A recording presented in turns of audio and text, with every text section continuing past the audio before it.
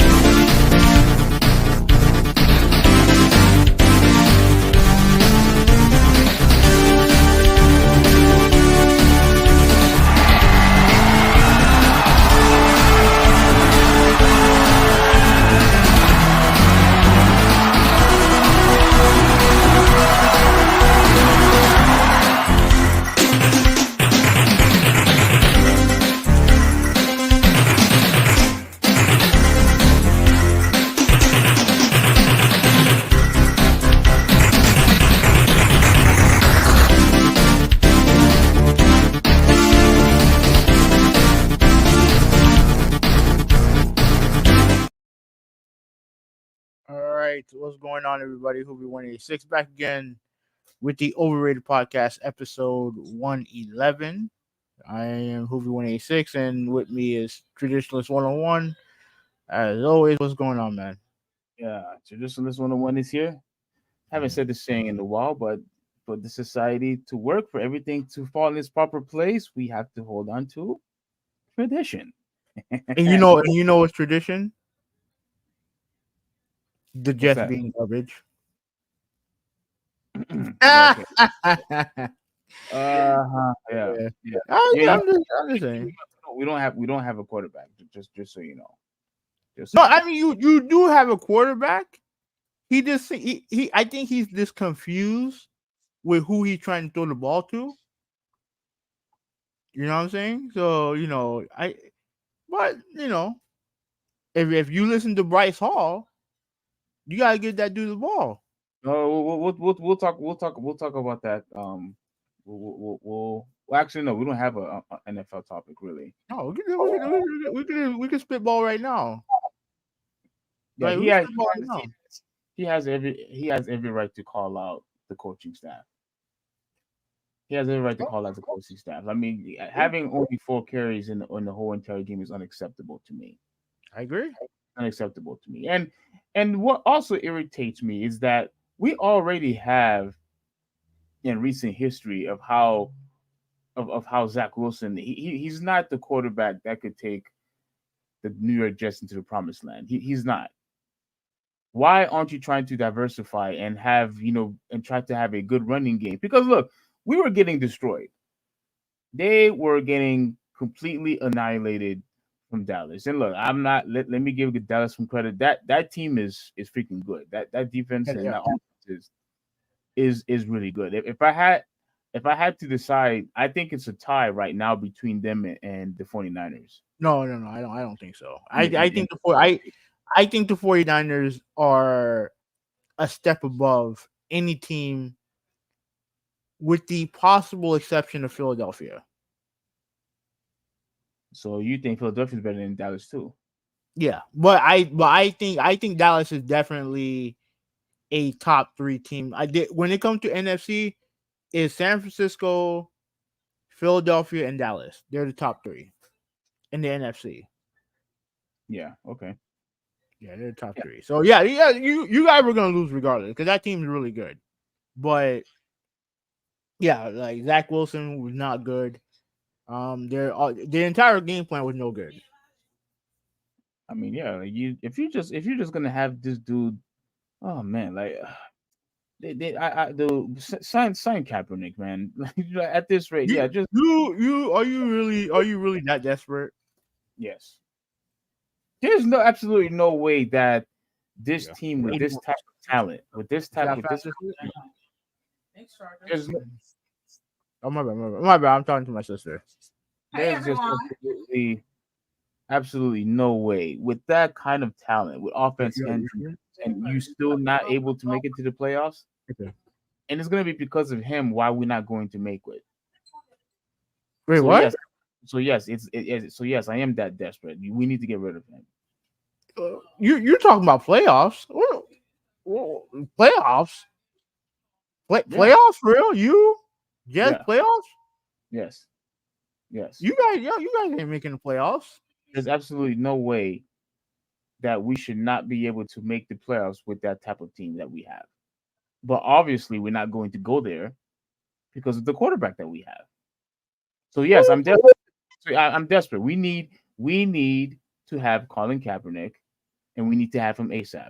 He's not helping you. Anyone besides that freaking bum would help. Will help the New York Jets at this point. Yo, he ain't helping you. Like, yo, Colin Kaepernick's not helping you guys, man. Like, if you were gonna say a quarterback that actually quarterbacked in the last decade, then yeah, sure. But he ain't helping you. I mean, the minute Aaron Rodgers went down, your playoff hope went down. Like, yeah. Nah, to me, as far as I'm concerned, if I were you guys, I'll just pack it in and wait for the future. Meaning, you think after all the work, you think we should tank? That's what you're saying. You might as well tank. Unless you're going to get a competent starting quarterback, you're not going anywhere. You're not. As great as your defense is, and they got shredded a little bit. I ain't gonna lie, but as great as your defense is, um, bro, it ain't working. It ain't gonna happen. It ain't gonna happen. Yeah, But unfortunately. let's not talk about 0-2 teams. Let's And talk about. also, Go. I'm not happy. I'm not. I also, wasn't happy with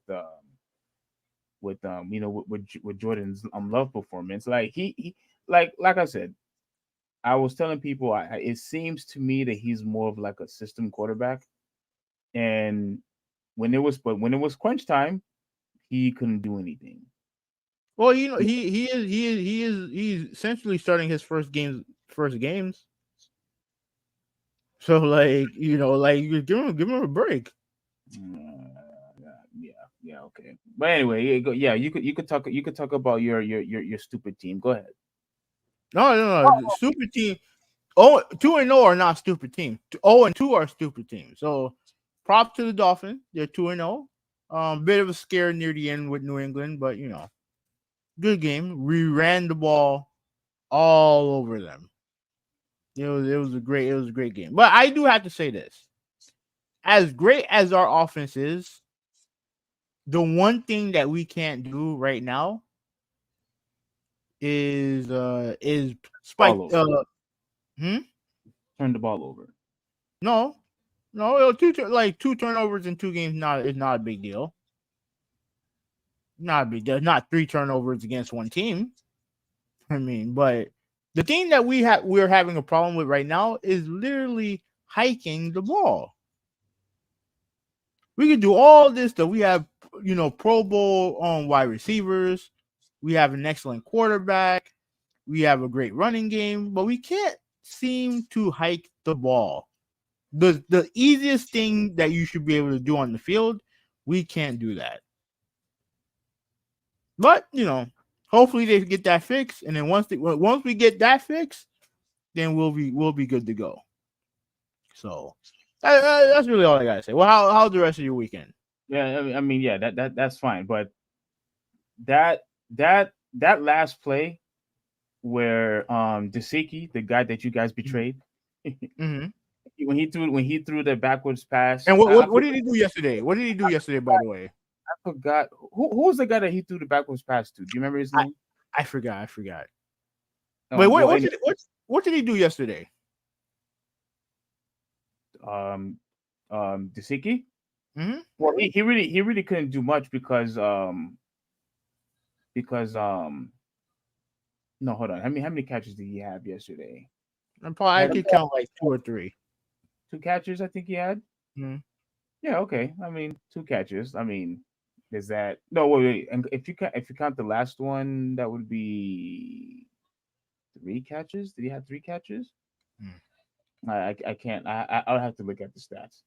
But yeah, that last play, I thought it was a first down. Well, I initially didn't think it was a first down, but what was going to happen was that they were going to say that we didn't have enough disputable evidence to say that he didn't, cross the first down mark. So I was a little surprised that they actually reversed it. I was kind of I thought they was just gonna say, okay, it remains stands, but they actually reversed it, which it kind of surprised me. It looked like he made it to me. No, Now, he now, didn't make it. He didn't. now, Mm. now, of course, you obviously gonna say because No, he's no, no, the no. I saw the replay. His knee was down, and also Gasecki, his forward momentum had already stopped, so the whistle should have blown there before he lateraled it away. But yeah, it don't. yeah, but although no, but you've seen in many occasions that usually the referee would call would stop the play if the guy continues to go backwards, but he was still fighting. He was still trying to.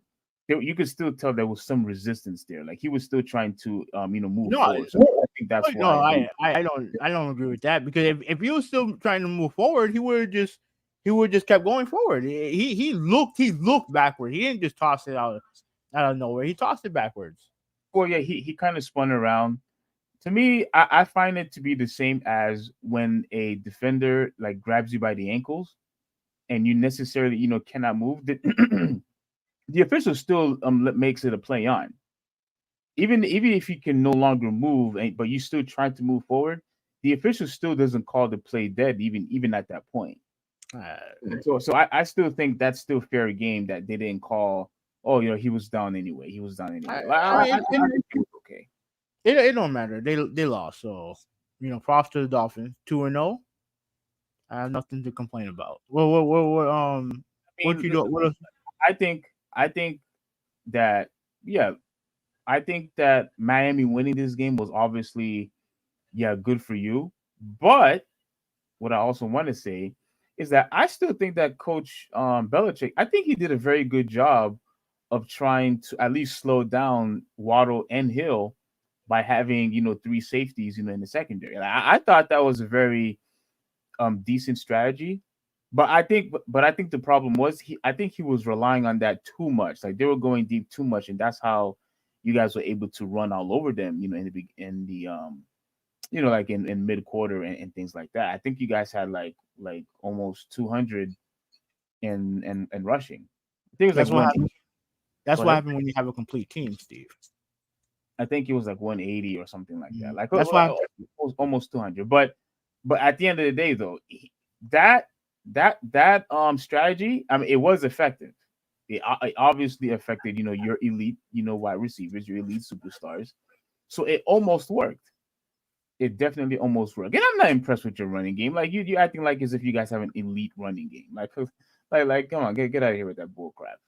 I You guys don't mean, have you guys were able to run effectively like that because obviously he was playing the pass throughout the mhm, whole entire game because he okay. was worried about Waddle and Tyreek Hill. So obviously it's going to open up the running game for you guys, and it should. Because if all you're gonna do is have everybody in the outside, then obviously that leaves room for the running game. So Okay. I kudos for you guys to adjust and starting to be a running team, but don't act like as if you guys running team is elite because you guys are not. You don't have to be. It don't have to be elite. It has to be effective. You don't have to be elite. You just have to be effective. You know what's not effective? Running the ball 4 times while getting your ass whooped by the Dallas Cowboys. We That's already not effective. we already know the situation regarding that. Okay, I'm just trying to remind you. I'm just trying to remind you. That's it. Well, what, And what else you do this weekend? he's obviously not happy. And last thing, because you keep trying to move on, but I Mhm. am still waiting for the apology, Hoovy. I'm still waiting for Oh, the apology. You know who I'm talking about. Don't play I, dumb with me now. if you're talking about Brock Purdy, like, Yes. It bro, is I'm not. time. It is time for you to give the dude some recognition, please. I've already said that he's playing well. Like that's all. That's really all that should matter. Mm-mm. That's all that should matter. Like he's playing well. Mm-hmm. That's it. What else am I supposed to say? You need to apologize to the man. That's what you need to Apologize do. for what? That's what you need to do. You and Apologize for all what? you and all the people that keeps, oh, he's mystery relevant, oh, yeah, blah blah blah. He's not a starter. All this other mumbo jumbo. See, And and you and you technically, he is mystery relevant. He was drafted last in the draft. you know what I find funny is that these people who gets drafted last or almost last, they get criticized, for that, or let's No, say that's not criticism. That's not criticism. That's a fact. because the people who should be called, mystery irrelevance are the ones who came in undrafted. Those are the ones that should be called, mystery relevant. But if you made it to the draft, whether you're first or last, I think that's a major accomplishment for anybody. Steve, that's the name. That's the name they give for the guy who gets picked last. And then all that right. should change. I wasn't talking to Roger Goodell. All right, guys, have a good night. All right. Just talking. My sister leaving. Yeah, they're gone. So Tell us about it. Okay, all right. But yeah, but that's the name that they give it. Like it's not. I'm not. That's not what I'm calling them. This is the name that they give it. So and I said they should change it. All right, then talk. Yeah, talk to Roger Goodell. What? How's the rest of your weekend?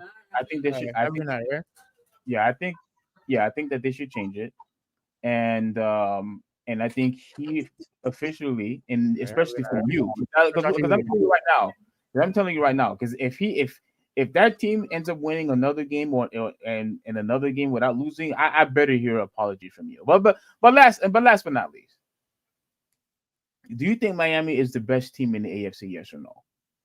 I mean, right now, yeah, they are. Right now, they are. Okay, so I'm not saying that it's not going to change. I'm not saying that Kansas City is not going to get better because Kansas City is technically the best team. But you can't tell me. But here's the thing, though. Here's the thing. They lost week 1, and they won week 2, but they did not look impressive. You can't tell me they looked impressive. I mean, I think they look fine. Yeah, they look fine. No, they didn't. They scored 17 points. Yeah, they look fine. They're fine. Like they did what they needed to do. But the reason why I asked you, that because I wanted to see if you were actually going to put them ahead of the Chiefs, but clearly you did that. So you think they're the best team? The first 2 games of the season, who's been the most impressive team in the AFC?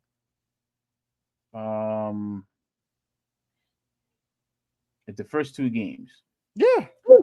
Cause here's the thing. Here's what you can't say. You can't say the Chargers because they're 0-2. You can't say the Bengals because they're 0-2. What about the Ravens? How many games? Let me see. They're also 2-0. But they didn't look good the first game though. I mean, they beat the Bengals. They're obviously their division team, which was a competitive game. They did their job. Okay, but to me, the Dolphins look better. The first 2 games, the Dolphins have looked better. No, yeah, you said the Dolphins look better, but you didn't even know if what their records were. But you just want to say the Dolphins look better just because they're your team. I know how you are. I know how you are. If we won the game, if we won games like 13-10, I wouldn't be saying that.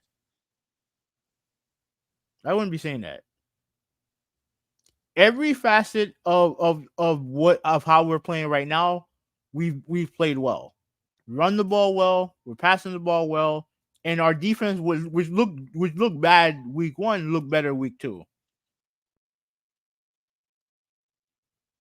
And they were bad in week 1, then but they got ran over. They got ran over, and they have a new defense, but they got ran over week 1. But week 2, they stifled New England, and to be fair, New England's offense is garbage. They just call it what it is. It's garbage. But at the end of the day, when you look at this team, like like as long as Tua's healthy, they can't. They are a contender. They have to be. They have to be. They are. They are. They are. Unfortunately, they are. But I'm still, because of, obviously, because last year, and they have Patrick Mahomes, and I'm still going to say the Chiefs is still the best team, and then I'll either have to say it's either Miami or the Ravens. But I'm probably going to lead towards to Miami, maybe. But in the, Okay. but in the NFC, you already said this before the podcast started. You think San Francisco's number one, Mhm. Philadelphia's number two, and Dallas number three. I think I'm gonna have to lead towards more to San Francisco, and I'm putting Dallas number two. I'm putting Philadelphia number three, because and the only reason why is because so far, and obviously it's just 2 games, but so far Dallas has been annihilating teams. When you're destroying teams, where it's teams like there's just absolutely no competition, you have to be either put number one or number two. Yeah, yeah, that's impressive. Yeah, that's impressive. Yeah. Yeah, that's impressive. All But right. okay, so again, how was the rest of your weekend? Yeah. So now that we're done, we got the football out of the way. The weekend was fine. Yeah, all I pretty much did was let me see. Yeah, I went to obviously I went to the clinic again. It was same thing as usual. Very emotional type of day. After that, let me see, what else did I do after that. After that, yeah, I've been really sore because I'm still participating in the whole boot camp. Shout out to Jacob. He's the one that's been like pushing everyone, and he wants to make sure that we're doing all of our tasks. Like, he wants videos, he wants pictures, he wants to make sure that we take pictures of the calories that we burn. So like so even when he's not around, you better give proof and evidence that you're doing the workouts effectively and correctly. So he knows exactly what he's doing. So big shout out to him. Let me see, what else did I do on that weekend. No, I think that's pretty much it. I haven't been able to get Mortal Kombat yet, but I will definitely getting that game tomorrow. Yeah, me too. Looking forward to play, and I'm gonna make sure that I play tomorrow also, because now that I'm off tomorrow night, nothing much for me to do. There's no excuse, so I'm definitely playing that game tomorrow. So, how was your weekend? It was pretty normal. I did watch the Colorado State game at work. After Oh, I so watched you're actually interested in that game. You were actually interested in that game too. it's funny. Because when I got to work, it was dead. So I was like, okay. I know that Shevchenko and Grasso. I knew that fight was going on. I watched it. Um, and then I realized, you know what, Colorado State is on right now, so I might as well let me watch it, right? So it was a great game. It was a great game. Yeah, it went to double overtime, didn't it? Yeah, Colorado won at the end. Yeah, And then when I turned it on, they were down. I think they were down by like 14 points. yeah, they were down. Yeah, they were down. I thought they were gonna lose. Yeah, I legit thought they were gonna lose, but they came back. So props to them. Um, yeah. yeah, Dion said so he's doing a very very good job so far. yeah, he is. But a lot of people are hating on him. A Do lot you of know why? people hating. Huh? Do you know why? There's multiple. I think there's multiple reasons why. Okay. I'm gonna spare you the first reason because I know you don't like that conversation, No, but no, no, obviously, no, no, no, no, no, no, no. Tell me what the first reason is. well, I mean the one of the reasons why because he's black. And he's black and he's cocky. That's why Okay.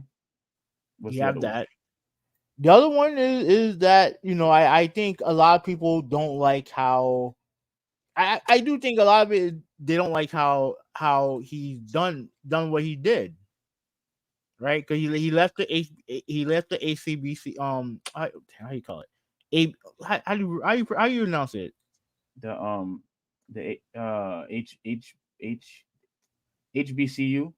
Yeah, Wait. Yeah, yeah. yeah, he left it under suspect circumstances, and like, and obviously he brought all the best players. He seemingly brought all the best players to that college. And any college that gets success is always gonna have you're always gonna have detractors, especially one who's loud and who's boisterous. You know what I mean? And it is what it is. What it is. It is what it is. I mean, is that why people are hating him? Hating on him? Is that it? I thought you was gonna tell me more stuff. No, that's two main reasons I can see. Because you've heard of Danny Cannell? Yeah. Okay, so and not mind you, Danny Cannell went to Florida State. So he didn't go. I don't think he went at the same time as Deion, because I know Deion went during the mid to late 80s, and I think Cannell was there during the early 90s. But Cannell is tweeting stuff like just trashing Deion and trashing, pretty much trashing what he's doing. And it's like, bro, you guys went to the same school. You guys are alum. You guys are alumni. What are you shitting on him for? You know what I'm saying? It's crazy. It's crazy to me. It's not like if he beat Florida State, that's one thing. But he's beating two teams that you guys have no connection to, and you're literally going out of your way to shit on him. And it's like, why is that? And we look, we know Danny is red pill, so that plays a lot part of that too. So by him being a red pill, that means you don't like him as an analyst by default, correct? No. I don't. I nothing Danny Cannell, but why? Explain to me why would? Let me ask you a question. If we're technically alumni of Hollander High School, right? Okay. If I'm out here, I'm doing my thing, I'm succeeding, would you hate on me? No. Then why is Danny Cannell hating on Deion? Well, I don't know the whole story. I mean, you obviously know exactly what's going on, more than I do. But no, I actually I have no idea what's going on, because here I see a someone who went to the same school as you, who wear the same colors as you, succeeding, and you're making tweets about one, wondering if this is good for college football, which is stupid. You're making tweets, crediting the other coach for getting his team ready while the other guy is doing interviews, knowing damn well that both guys. First of all, the only reason why this became a thing is because of what Norvell said. Okay. Deion didn't say anything. It was the other coach who went out and started talking mess to Deion.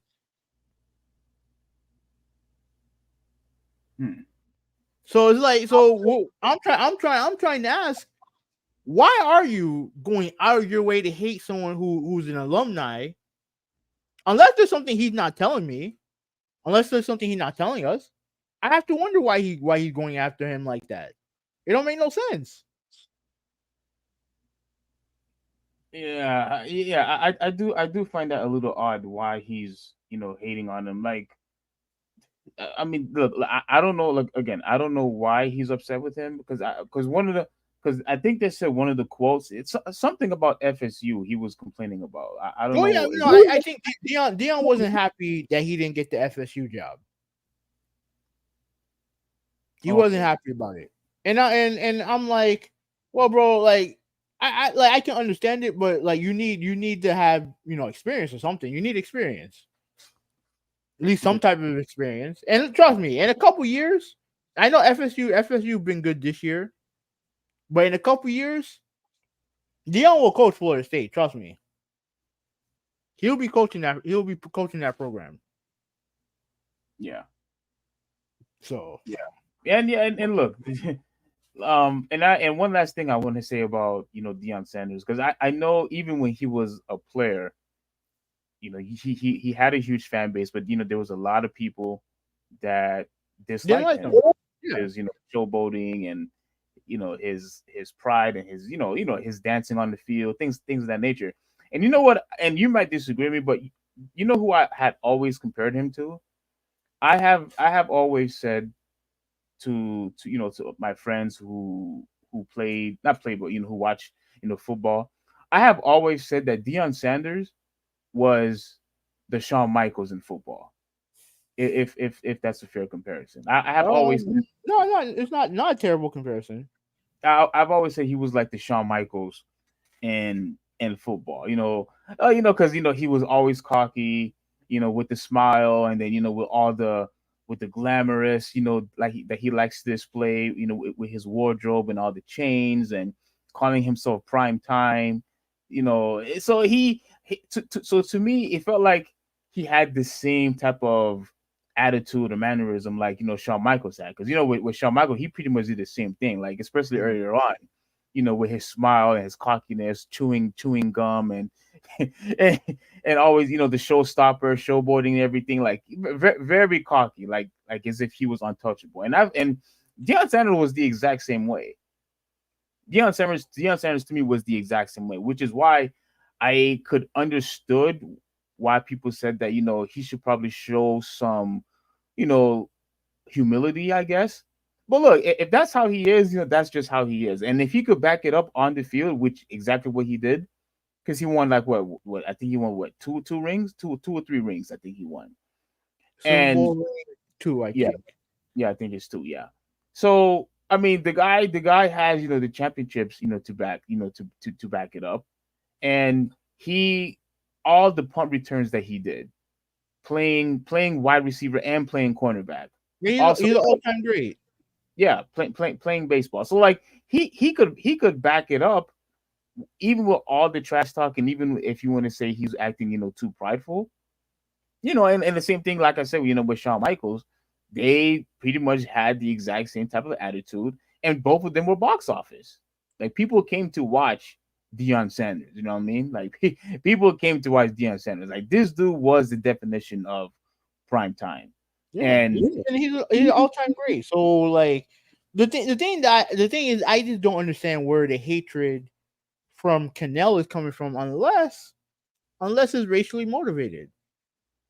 oh come on, don't make this a race issue again, It, man. Like you think this it, is a race I issue? have a hard time. I have a hard time believing that if there was another alum who was from FSU alum who was being successful, I don't think he's reacting the same way.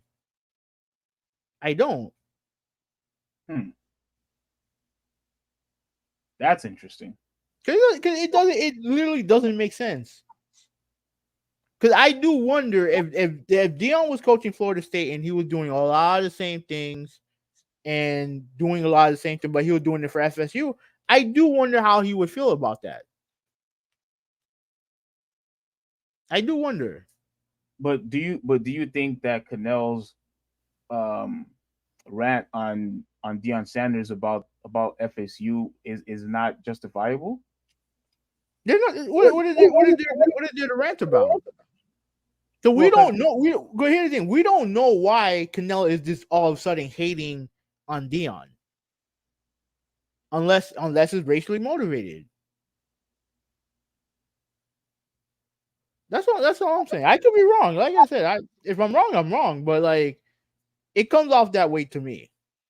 well, if he's upset with Deion Sanders because Deion considers himself not a null or whatever he said, I would have to look at the actual No, tweet no, and no. That I know for a fact that Dion didn't say that. oh okay. That'd be dumb of him to say that. And Oh, Cannell would have come out. He could have come out and said it. But I don't buy that. But okay. to me, you're hating on the guy for what? Like for being successful and because you know who the hell prime time is. You trust me, you know about prime time. You know he went to your school. Yeah, So absolutely. that's with that Yes. bullshit. But anyway, Yeah. um everything else is just work related. So like we're good. We're good. So if you want, we can start the podcast. Yeah. We could definitely start it now, and I also want to, the last thing I want to say is congratulations, like so far it seems like he's taking Colorado into into a a good direction. And I do wish him and the whole entire team, the best. And it seems like there are more people who I found out that are upset with Deion Sanders. I think I know you hate this guy, but Jason Whitlock had something to say Oh, uh really? Oh, about that's a Deion. shocker. That's a shocker. I know I know he had a couple things to say. So look, at the end of the day, to me, if Deion Sanders won the Black man doing well, Whitlock has a problem with that. That's a shocker. yeah, if Deion Sanders wants to keep the same type of personality or mannerism like he did while he was in the NFL, and he is translating and he's sending that over to to him as a coach, but as long as it's effective and he cares about winning and he cares about the students, which clearly that he does. Mm-hmm. And to look, I can't be upset with that because so far, right as of right now, he's being successful. He's being successful. If you don't like his showboating, you don't like his attitude, you don't like the way he talks or the way he responds to stuff. I mean, that's fine, but he's been that way since he was in the NFL. And that's the reason why I have always said he was the Shawn Michaels in football. And at the end of the day, he's been successful in the NFL, and right now he's being successful as a coach. So everybody should just be happy for him for what he has done so far. And he has and look, when he was in the NFL Network, I'm not gonna lie to you. There are times the only reason why I wanted to watch the NFL Network was because he was there. He made that show exciting, at least for me. Now I don't know about you, but for me, he made that show very exciting to watch, especially when he would do like the top 10 plays and whatnot. I just love the guy's personality. I just love his like his authority, but he puts a lot of humor into it, and he put his own pizzazz or his own pride into it, which is always fun. So look, congratulations to him. It was a very good game, and I'm definitely looking forward to see what he's going to do in the near future. So, with all that being said, let's go to the meat and potatoes in the podcast. So we are going to be starting with the gaming first, and we are going to be discussing the Nintendo Direct. And I am going to be sharing this. I'm going to try to make this really quick because there are a couple of things that I liked about the show, and there were a couple of things that I saw that I absolutely did not care about. Absolutely did not care about. So let's see. Let's take a look. See, can you see it? Yeah, no, I do. Um, Crap, I completely forgot to send the link to other people. But okay, now, um, when I saw this, uh, I said to myself, okay, is this like okay, obviously this was like pretty much Splatoon, and I said to myself, okay, but why? Like, why are you wasting my time? With this, like you have Splatoon already. Like, if you want to make like a side story and whatnot, like I get it, but come on, man. Like you couldn't think of something more, something more appealing, than this. Well, what is this? It's pre it's another game that's similar to Splatoon, pretty much. As you What's can it see, called? where is it? Today, all right. Here, let's read it real quick. So today is a special day for Nintendo fans, marketing the day company held its September 23rd Nintendo Direct. The latest show lasted 40 minutes, filled with. Hold on, it doesn't tell the game is. Oh, Crap. The game. scroll up. Scroll up. Go to the trailer. All right. Yeah, You want to put the sound on? no. Okay. Yeah, it didn't show. I'm just waiting to see the title. Yeah, this is a Oh, expansion pass. okay, okay, okay. This is This. DLC. Oh, okay, okay, okay, okay, okay, okay. Okay, okay, all right. So it is all of this is just an expansion pack. Okay. Yeah. Okay. Well, let me ask you: were you a fan of Splatoon at all? No. You never wanted to give the game a shot, right? No, no. All right, so let's move on. Now we had Paper Mario. We had Paper Mario. I Is this a new Paper Mario or just a remake I of a think game this on another platform? I think this is a remake from the Game Boy one. Okay. Yeah.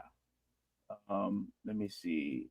Does it have okay? Paper Mario Thousand Year Door. Yeah, HD announced another beloved game. Nintendo portfolio is getting a remaster treatment. This time it's Paper Mario: The Thousand Year Door.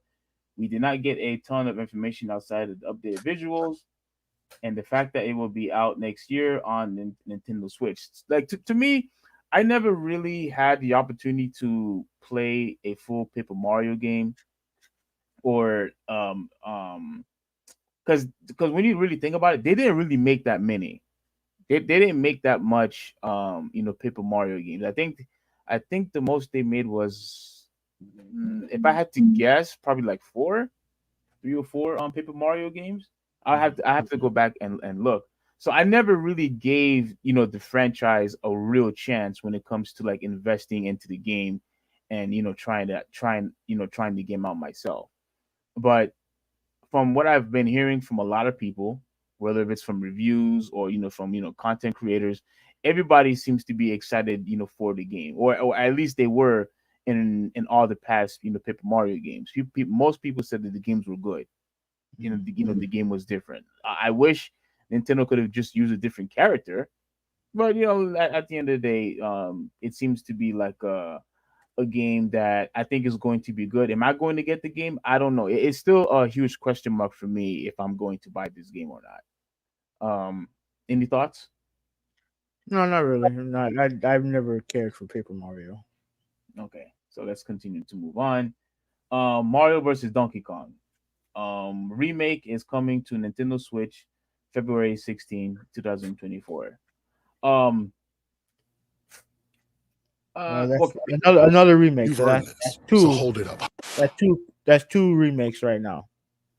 Well, it looks like you don't. It looks like okay. Oh, you know what? All right. While this stupid commercial is playing, why do you always have something against remakes and remasters? I have nothing against remakes and remaster. I'm just counting how many remakes and remaster we have currently. Okay, so that seems to be an issue that you have also. Like if we have more than like 1 or 2 remakes, you seem to have a problem with that too. No, I never said I did. I'm just counting how many remakes and remasters we have. Okay, why is that important? I'm just making an observation. Okay, okay. So look, this is I never played the original. I never played the original. Oh no, hold on. No, I think I did play the original one. I think I did. Yeah. I played it for a little bit, like for a little bit. Um, the game looks good. The game, to, at least to me, the game definitely looks good, and I believe that I'm not trying to say that this is like revolutionary or anything like that, but I could always appreciate that to have another Mario and a Donkey Kong game. I kind of wish that in the past that we had more of that. Especially did you ever play the original Mario and Donkey Kong for the Nintendo? Yeah, Did you like the game? yeah. Okay. Did you complain that it was too hard like everybody else? No, I mean I was like 4. Like what like yeah, of course it was hard. Well, I mean, it's still hard even now.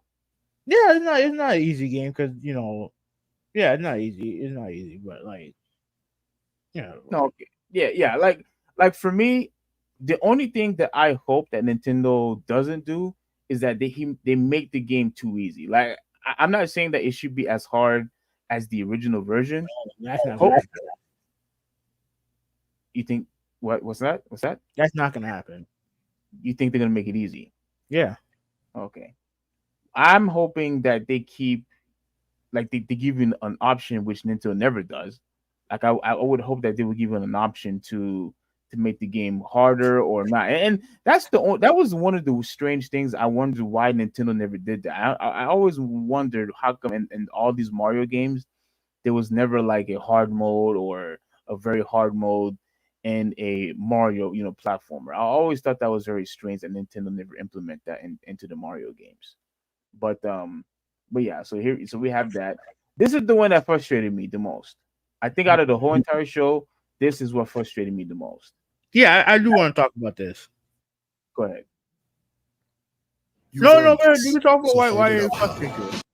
Okay, yeah. Let me read this. So it says, in a surprise twist, F-Zero made an appearance at the Nintendo Direct today. F-Zero 99 was announced. It is a battle royale style racing game that also supports the Super Nintendo wireless controller. F-Zero 99 is out today, but is exclusively available to those who hold an active Nintendo Switch online subscription. So only for those who have a Nintendo Switch online subscription, you're able to get the game. You're able to get the game. Now look, I never played the F-Zero for the Super Nintendo or the Nintendo or whatever console it was out for. I never played the game before. Oh, you have the only game, the only F-Zero game I ever played was the one for the GameCube. And I remember I brought it over to your house a long time ago. We played it. I enjoyed the game a lot. And just like so many other fans, we've been waiting for a brand new F-Zero game. But instead, you give us this. You give us this. And look, I understand that we had, other games like, for example, like Tetris 99. There was another game that had a 99 on there. I think, oh yeah, Pac-Man 99. And you want to make an F-Zero 99. I think it would have been so much cooler if it was the GameCube version, the F-Zero for the GameCube, and you made that one into 99, and you could make a huge, big impact when it comes to online, because everybody has been waiting for a new F-Zero game. But yet we get to go all the way back and play what the Nintendo version. Like I don't want to play this. I don't want to play this. If it was the one for the GameCube, then you would pique my interest. But you want me to go back and play a Super Nintendo game, and I've been waiting for years for a brand new F-Zero game, but you give me this instead? No, I'm gonna pass. So what were you going to say? Okay, I'm actually downloading it right now because I want to see how I want to see how it performs. I get why you're upset. However, I don't think this is a bad idea. It's a different genre. There's not too many racing, I guess you could call it battle royale games. So me personally, I don't think this is a bad idea. Wow. Now, with that said, there's two things I do want to say. One, Wipeout is better. And two, I like at the end of the day, like, if this game does well, even though it shouldn't, if this game does well, then maybe it will convince them to make a proper F-Zero game. I don't think it should. I think Nintendo should have been making F-Zero games forever. Yes. Because I don't see why not. And people will be like, well, it's not a huge seller. So the fuck what? Like, you're Nintendo, you make tons of money. And you have no idea what game could really, hit that mark for you financially. Yes. So I don't want to hear that excuse about, oh well, it don't make money. Like, I don't want to hear that. Over a billion, multi-billion-dollar company is worrying about, oh, it's not going to sell enough. We gotta hear with that bull crap. Go ahead. Yeah, but with that said, I don't think this is a bad idea. Wouldn't you think it would have been better if they did the GameCube The one version for the instead? GameCube. I don't know. I don't know if they if I don't know if they really wanted to go that deep into it. What? I don't think they wanted to go that deep into it. Why? I, me personally, I think this is something that is easy to do. Something that just to gauge people interest. Wait, but okay, but wait, well, hold on. But Hubi, you said you understood my point that No, everyone no, has been waiting for a new F-Zero game for the longest. no. I absolutely understand your point. Like I understand, but to me, I'm sorry. I fucking forgot my password. I'm fucking stupid. But here's the thing: I understand your frustration, but to me, if you're going to use F-Zero, use it like this. Use it like this. Make something unique and gauge people interest in a new F-Zero game. Gauge the interest. Gauge the interest. Mm-hmm. Like, oh man, like, okay, real quick, Mm-hmm. real quick, Ubi, because maybe if you see this, maybe now you'll probably understand where I'm coming from. Let me You mean to tell me a game for the GameCube, it would be an impossibility for them to make an F-Zero 99 on the GameCube for that was originally for the GameCube version? They could easily do that, for this. And probably, and probably take more work. that's fine. That's fine. If you're going to have us on standby for all these years waiting for an F-Zero game to come out. Cuz look, I understand that that Mario Kart is like the king when it comes to racing games for Nintendo. I understand that. I understand that. We haven't had a Diddy Kong racing game for the longest. Obviously haven't had an F-Zero game, for the longest. So clearly they care more about their Mario Kart franchise because they make them the most money. Fine. But the least you could do is put some effort into it, knowing that you have fans out there that wants to play a new F-Zero game. And if you're not going to give us a brand new F-Zero game, don't give us a Super Nintendo version of 99. Give us this. The least you could do is give us this. The least you could do. But if they're not going to do that, then I'm not interested. Like if you're interested in getting that piece of crap, go ahead, be my guest. Let me know how it is. But for me, I'm gonna pass. This is the one that I want. This is the one that I want, and I guarantee you, most people would obviously pick this over the Super Nintendo. And I'm just saying. Or the Nintendo version, whatever console the original F-Zero was for. I don't care. I don't want to play it. I don't want it. This is the one that I want. If you're not going to give us a new F-Zero game, at least give us this one. So that's my small little rant that I had to say about that. So I'm not happy. I was very, very upset that they gave us that. So yeah. Anyway. Okay, I'm downloading the game right now as we speak. So, what game? F-Zero 99. Oh, you're downloading on your Switch. Mm-hmm. Okay, so you are interested in the game. No, I want to see how it is. Yeah, I want to see how it is. But I mean, you played the game already. You said you played it before. No, I played F-Zero on the Super Nintendo a long time ago. I didn't play 99. Well, yeah, I mean, it's pretty much the same. Isn't it the same game just with 99 players?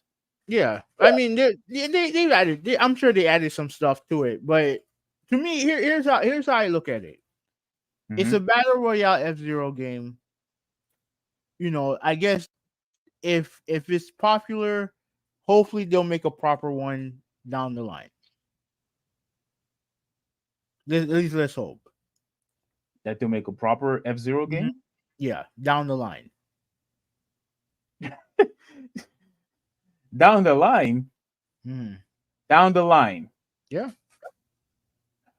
Okay. but I don't have a big problem with it. I don't have a big problem with it. Even though Wipeout's better anyway, so it doesn't matter. I do. I cannot believe that you have absolutely no issue with this right here. No, I don't. Like, because at the end of the day, it's a new game. At the end of the day, it's a new game. So before we continue, let's read some comments. Joe, what's going on, man? You said he called you running man. So Yeah. Joe definitely is the running man. He still didn't answer the question, by the way. But it's Ruben said the F-Zero is overrated in the Forza Horizon age. But why is it overrated? Why is it overrated? And go ahead. Okay. It's Battle Royale F-Zero. I'm not interested, but it's not a terrible given the game's landscape, the gaming landscape. So I agree with him. I agree with him on that. The problem is, Ruben, is that we have been waiting for a new F-Zero game for the longest. The last F-Zero game for the GameCube came out in 2003. We're in 2023 now, and this is the best that you could offer. I mean, when the last time we got a Diddy Kong game? I'm not accepting that. I'm not. When the last time we got a Diddy Kong game? A Diddy Kong racing game? Mm-hmm. I think the last one was for the 64. I think. Yeah, the only one. It was the only one for the 64. Oh, I thought they had. Didn't they had one for the Game Boy also? Of course, when they had one for the Game Boy also. I know. Yeah, I don't remember, but like these companies nowadays, man, like they're not gonna make anything unless it makes them money. Unfortunately, it's just that simple. No, I got you.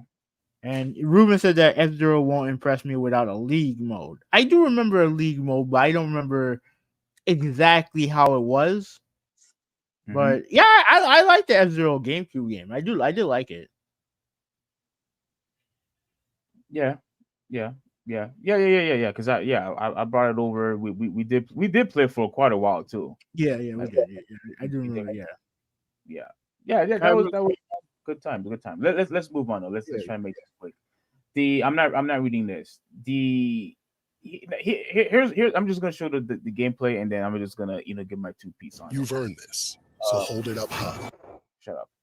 No. Let me read it since the commercial is on. So Nintendo previously announced that a new and at the time untitled Princess Peach game was in the works. Today, Direct finally unveiled some gameplay along with the name of the new game focused on Princess of the Mushroom Kingdom. Am I going to get the game? I don't know. A lot. I forgot who on YouTube had said he doesn't want to get the game because he's a man and I don't want to play as a princess, whatever. Now look, I don't feel that way. I don't feel that way.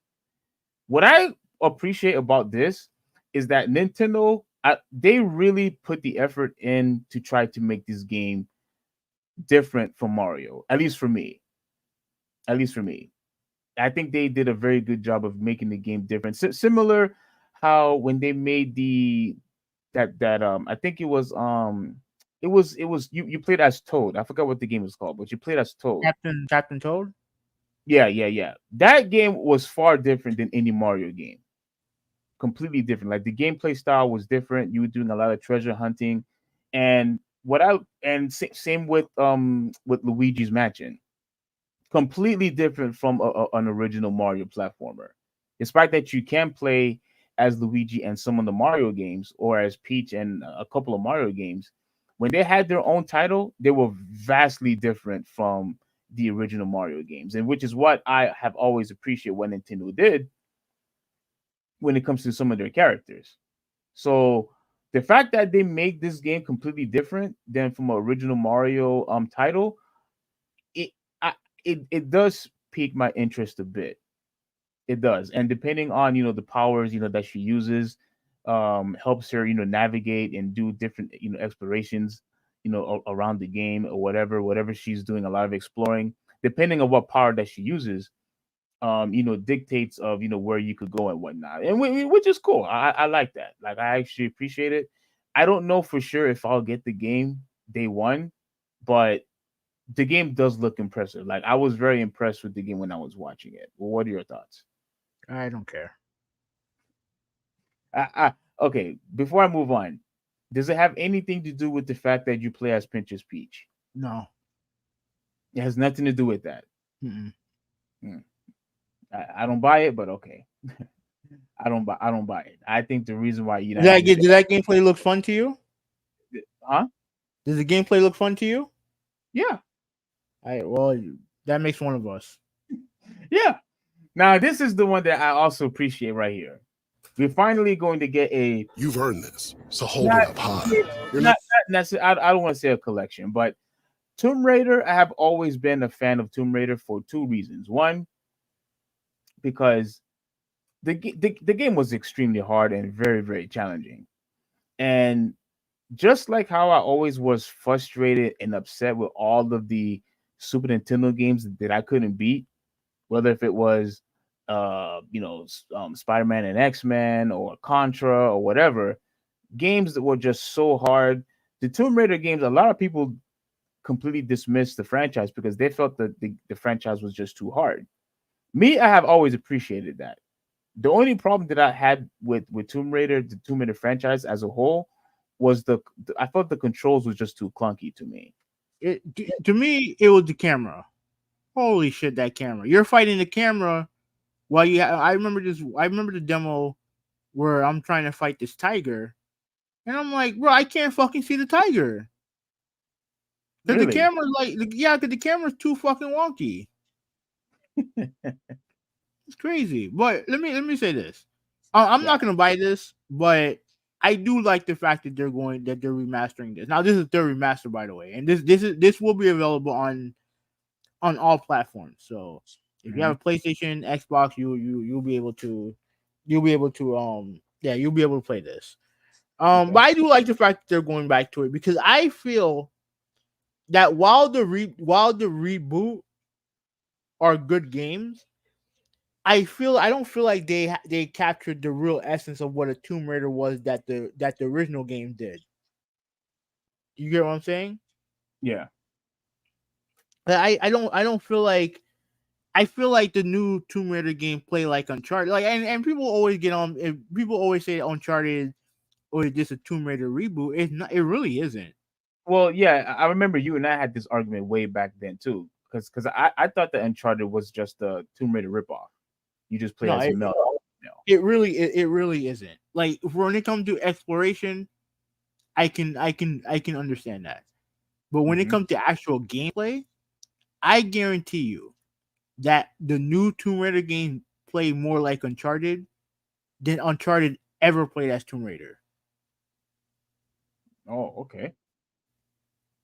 You know what I'm saying? Like and I feel like the reboot are good games, but I just don't think they did the exploration part of Tomb Raider the way that the originals did. Mm-hmm. So, I mean, for those of you who like Tomb Raider, you know, I would definitely if you're curious about the origins of Tomb Raider, I would get the game. I just hope that the game, you know, they did improve the visuals, but I do hope that I hope they do more. Obviously, they should improve the controls. Mm-hmm. So you know, hopefully, you know, hopefully they do that. Yeah, and I have always appreciated, Lara Croft as a character too. Like, I always thought that she was a real, like a real badass, type of chick. So a chick who's obviously a risk taker, someone who's gorgeous, someone who's hot, and I just love the fact that she was so like she was just a huge risk taker, like throughout the whole entire franchise. You could swim, like you could climb, like she used a lot of gymnastic, type of moves and whatnot. Like, I just loved her as a character, and to me, you might disagree, but to me, I felt that with the exception of Chun-Li, that she was probably one of the most, at least at the time, was one of the most iconic female video game characters of all time. At least for me, she was. At one point, I think she was bigger than that. I think at one point she was the most iconic female character in gaming. Oh, okay. So you agree? Hmm. Okay. That's awesome. That's cool. Yeah. Definitely. So big shout out. I'm definitely going to get the game.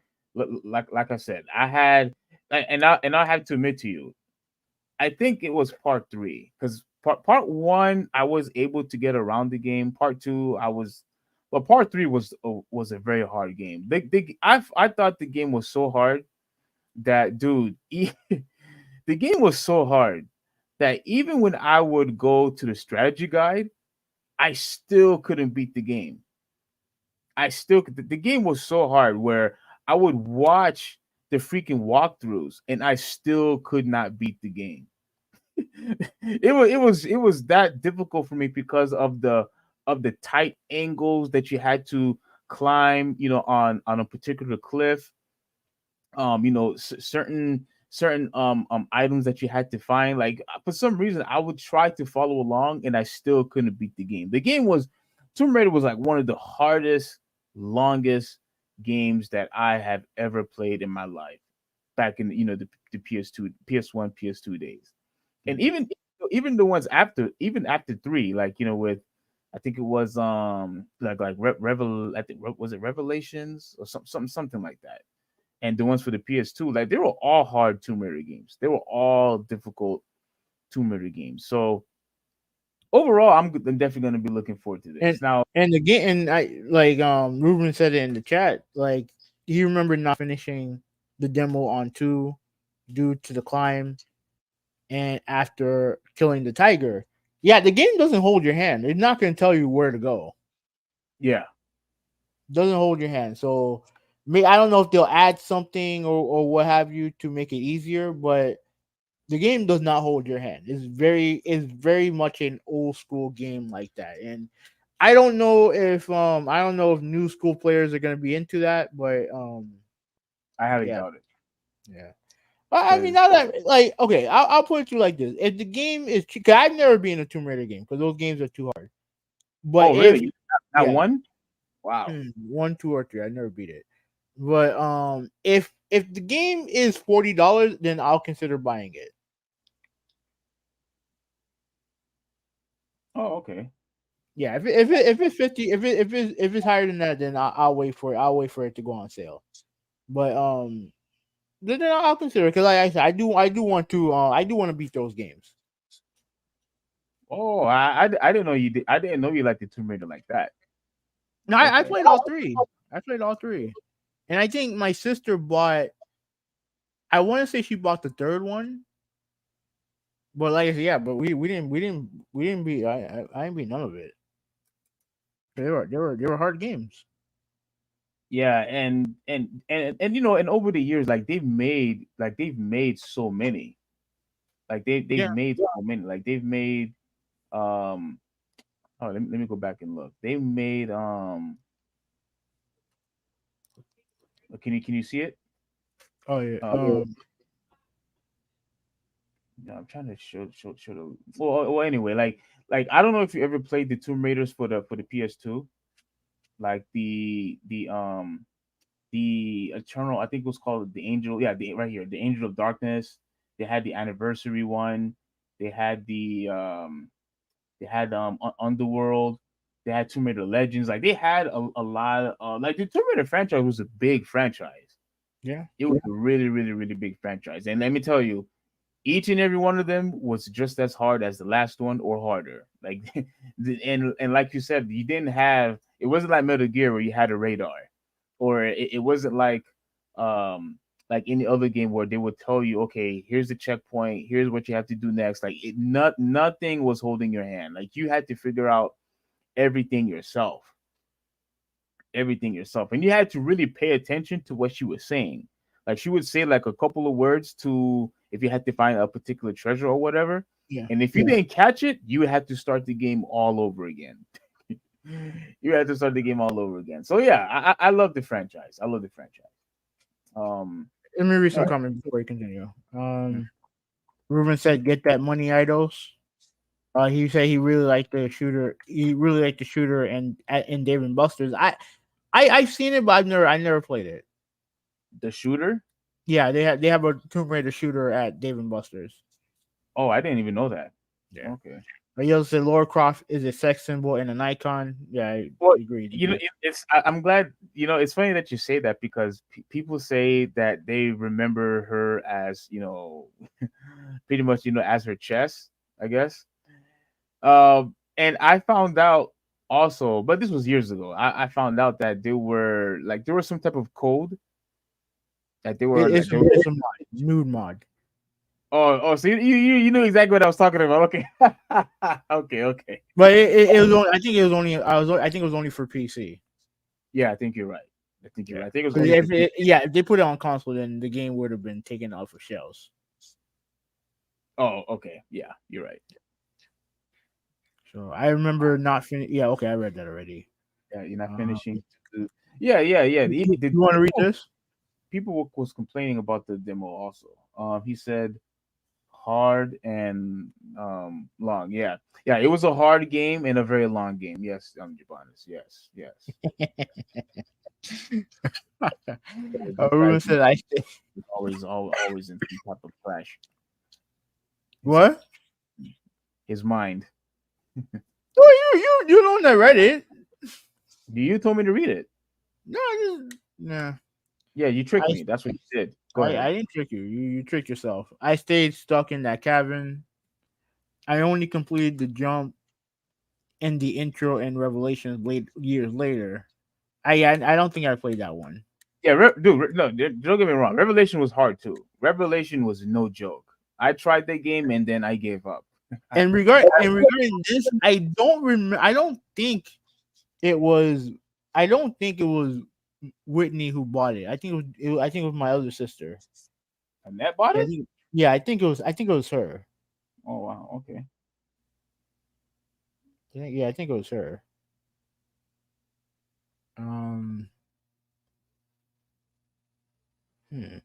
There's something weird going on in the football game right now. Crap! I completely forgot. I was like so into this, I completely forgot the football game. What's happening? Okay, so I don't know what happened to him. Oh my gosh! Don't tell me this is another situation. What happened with No. At least I hope not. Oh my gosh! Please. No, but he's walking under his own power. That's good. That's a good thing.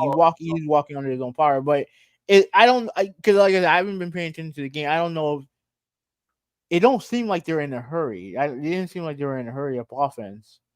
So he kind of kneeled down to the ground and I don't know. He was waving to the sideline, but he seemed fine. He seemed fine. Okay. Yeah, but I think it was Annette that bought Tomb Raider, not Whitney. But I don't remember. To finding the way to the puzzle, Raider was no joke. Yeah, it was a hard game. That also reminded me that was one of the reasons why there's another game that was similar to that. Resident Evil was that way too, where people would just quit playing the game because the puzzles was just too hard. Like forget the game about being scary or not having enough weapons. A lot of people back in the day complained with the puzzles with Resident Evil also. They couldn't figure it out. They didn't know what to do. So then people would just stop playing the game because it was too hard. And Tomb Raider, when you had to figure out certain puzzles or certain areas, like secret passages that you had to find out, and you couldn't figure it out, like you just pretty much quit. And Zelda is kind of like that too. But next one. All right, and I'm pretty much the last one I'll address right now. And I already mentioned that about it being on PC, but we can move on. We can move on to the next game. Was a lie. Yeah, I mean, if you want to be technical, it wasn't really a lie because it was for PC. No, but it was a mod. It wasn't a code. Oh, this whole okay. All right, so my bad, Ruben. Thanks for the correction. I thought it was a code No, that no. you used for the question. Speaking of code and mods, was the one for San Andreas, was that a mod or was that a code? Now that I think, shit, I don't remember. It was. I think it was a mod, but I think you can do it on console, and that's why. That's why the original copy got pulled off of shelves. Okay. That's crazy. That's crazy. All right, let's Yeah, go to the next game. Oh, Luigi's Mansion 2 HD. Like yeah, I already another played. remake. Yeah, yeah, another remake. So let's move on. Splatoon 3. Yeah, we already saw that. Let's move on. Okay, yeah, Prince of Persia. This one, like I said, I have always was a huge Prince of Persia You've earned Persia this, fan. so hold it up. I played all three. I think I still have. Bro, we've talked about this game multiple times already. You don't want to talk about it again? No, I like Hoovy. Aren't you excited about this game at all? yeah, I am. But we've talked about this game already. All right. So let's move on then. But shout out. This is going to be a game that I am going to get. Are you getting this game? Yeah. I'm gonna get it. Okay. Were you a fan of the original franchise? No, but I wish I was. Oh, you No, wish you but were. yeah, I wish I was. Yeah, I was. I think I was like, oh, it's not better than God of War, so I'm not gonna play it. I was on that stupid. I was on that stupid shit. You were that stupid dismissing games like they did with Grand Theft Auto. Yeah. Any game that was similar to Grand Theft Auto, you completely dismiss. So any game that was similar to God of War, you completely dismiss. Oh, jeez. Yeah. All right, dude. Okay, so Super Mario RPG remake gets a new trailer. I Another man, remake. another You've earned this, remake. I so think hold it up high. before already, if I remember correctly. I think we already talked about this. Yeah, we did, but we can show the trailer because the trailer's no. We got another look at Super Mario RPG remake, which was announced previously until direct showcase, and here we go. So,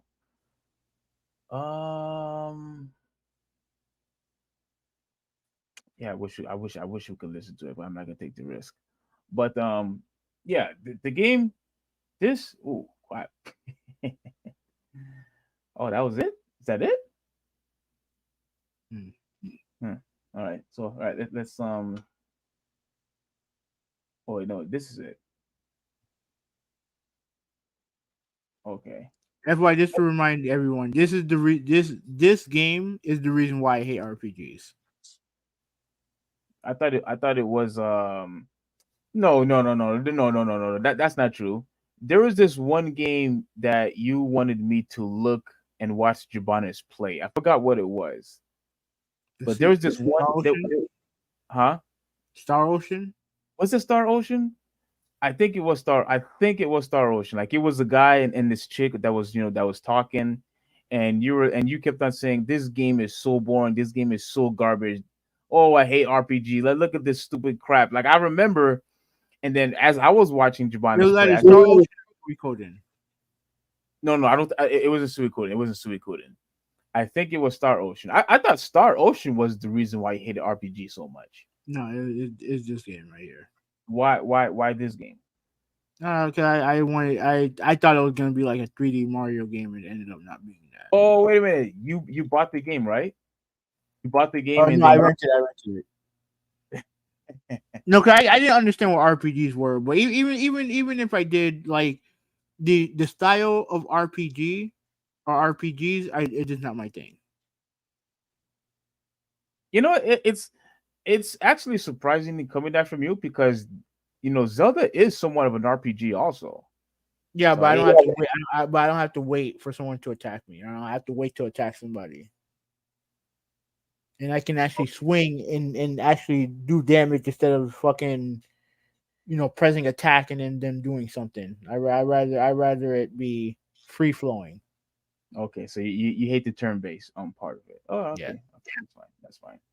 Um, okay, this is a rhythm game. Oh, come on, I come on, like bro. Come on, so you're interested in this? what I wanted to say was that I love rhythm games, whether if it's Guitar Hero and things like that. This looks like uber trash. All right, then move on. Then move on. Then. Dave Diver. Yeah, I'm not interested in that. Let me see. Let me make sure. Review PC available. Yeah, no, not interested. Do you want to look at this or you want to move on?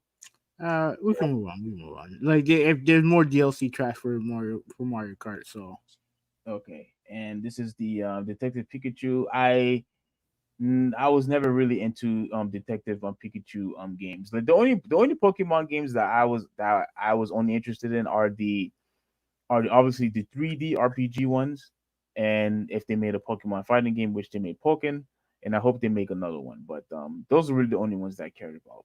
Pikachu Detective. I heard that it's fun, but I don't know. I just can't see myself playing as Pikachu detecting stuff. Like I'm just no thanks. Amiibos updates and no oh wait, go up real quick. I'm not gonna spend too much time on it. I do have the original Horizon Chase 2. It's kind of like an old school 2D driving game. If you're into it, apparently is out right now on Switch. I think it's gonna be on all consoles either now or soon. But if you're into it, then give it a try. you actually bought this game. I have the first one, and I Wow. think I got it for PlayStation Plus. You've earned this, so hold it up high. You're I not think I just think I got it. Yeah, I think I got it for PlayStation Plus. Did you like the game? You Yeah, I enjoyed like it? it. Yeah, I like it. Kind of old school driving. uh when I saw the game, I just said no, no thank you. I'm just I was just like no thank you. Yeah, it's not for everyone. If you're like playing like Gran Turismo or Forza, which is kind of gonna come out soon, or like actual driving game, then yeah, this may not be your thing. I thought this was more like Burnout or Need for Speed. No, no, this is pretty much old school. Old school. So this is somewhat of a faster version of a Gran Turismo. Like it's a No, it's an old school driving game. just an old school regular driving game. Yeah, Yeah, to me, it looks like it's reminding me a little bit of Burnout, except with all the crashing, without the crashing. yeah, but it's not like it at all. It's not like Burnout at all. Okay. Well, I mean, am I going to get it? No. If I get it for free, then maybe I'll probably play, but no, not interested. Um, no, no, no. Wait, was it this one? Let me see. Let me see. A new compilation that she's a new code and memory sequel or letterbox. you've earned this, so hold it up high. Let me see. I can't remember what this one was. Like, I can't remember what this one is. All right, yeah. Let's see if this is the one that I want to play. Okay, here we go.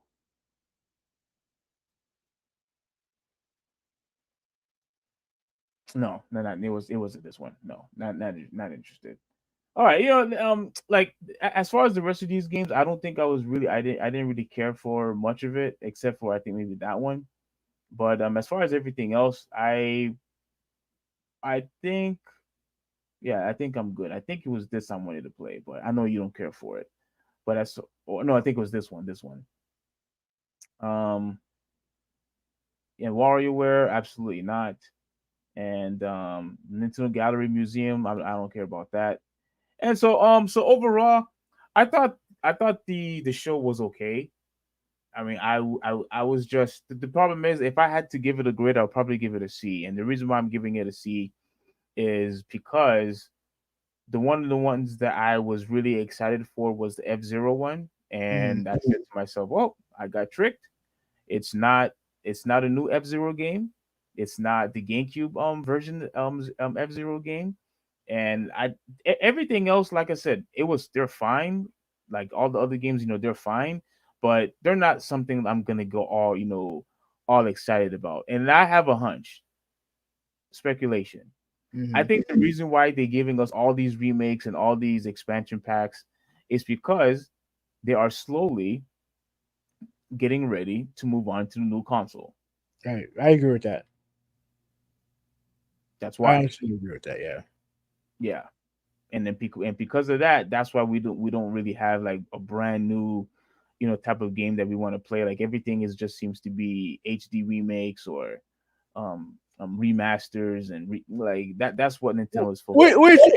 Which in actuality, I actually don't have a problem with it. Um, because they are gonna be setting up for a new console generation. So yeah. So ultimately, I don't have an issue with it. So Okay. So let me you would give this a good show. You would say this is a good show. honestly, I probably give it like a C minus or a D. Oh, okay, okay. Worse than I probably give it a D. Because most of the stuff I didn't care about.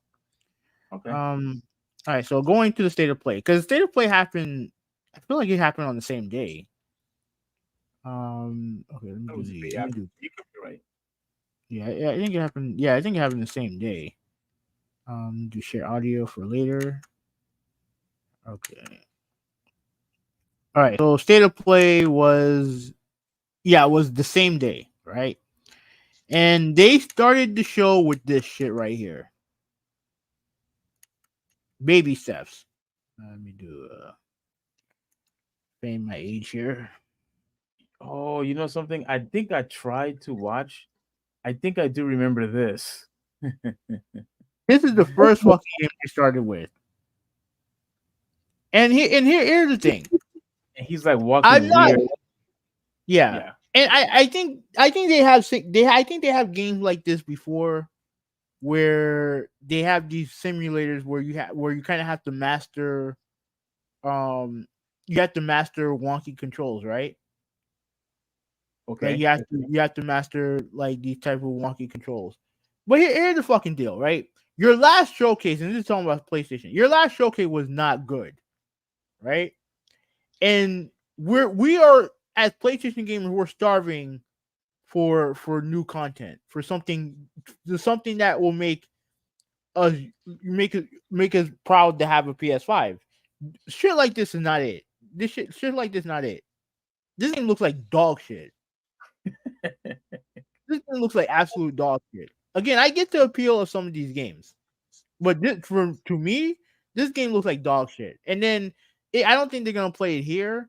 But after they showed this, there was a spokeswoman from PlayStation talking about how these are the type of games that they're looking for. I hope the fuck not. These are not the type of games you're looking for.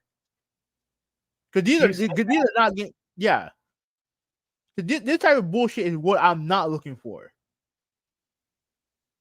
how like the game is slow.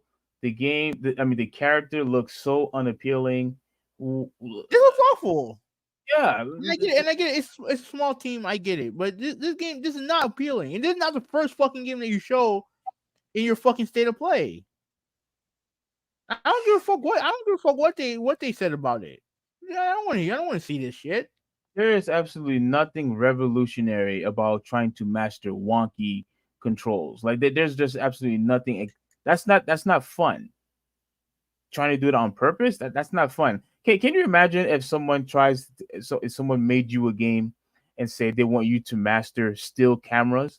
Like let's play the original Resident Evil games back in the day, so you could master still cameras, like still camera angles. Like, are you for real? Yeah, Like that's not fun. That's not fun. yeah. I wasn't interested in that. All right, so next one is Ghostbusters.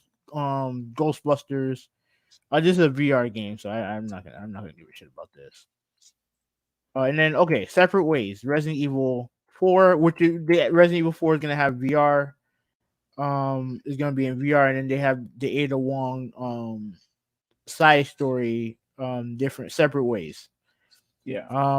Yeah, I know they released this on when the game originally came out. So for those of you who played it, this is not really new to you. So this is the game in VR right here.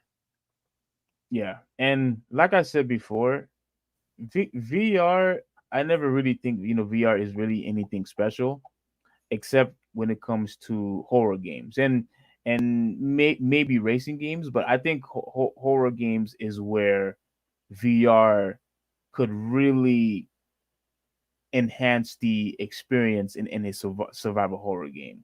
Because the game you could get scary, you could get scared enough without the VR mode at all. You could do it by playing in the dark, um, and increase the volume, so you could have that more of a survival, horror type of experience.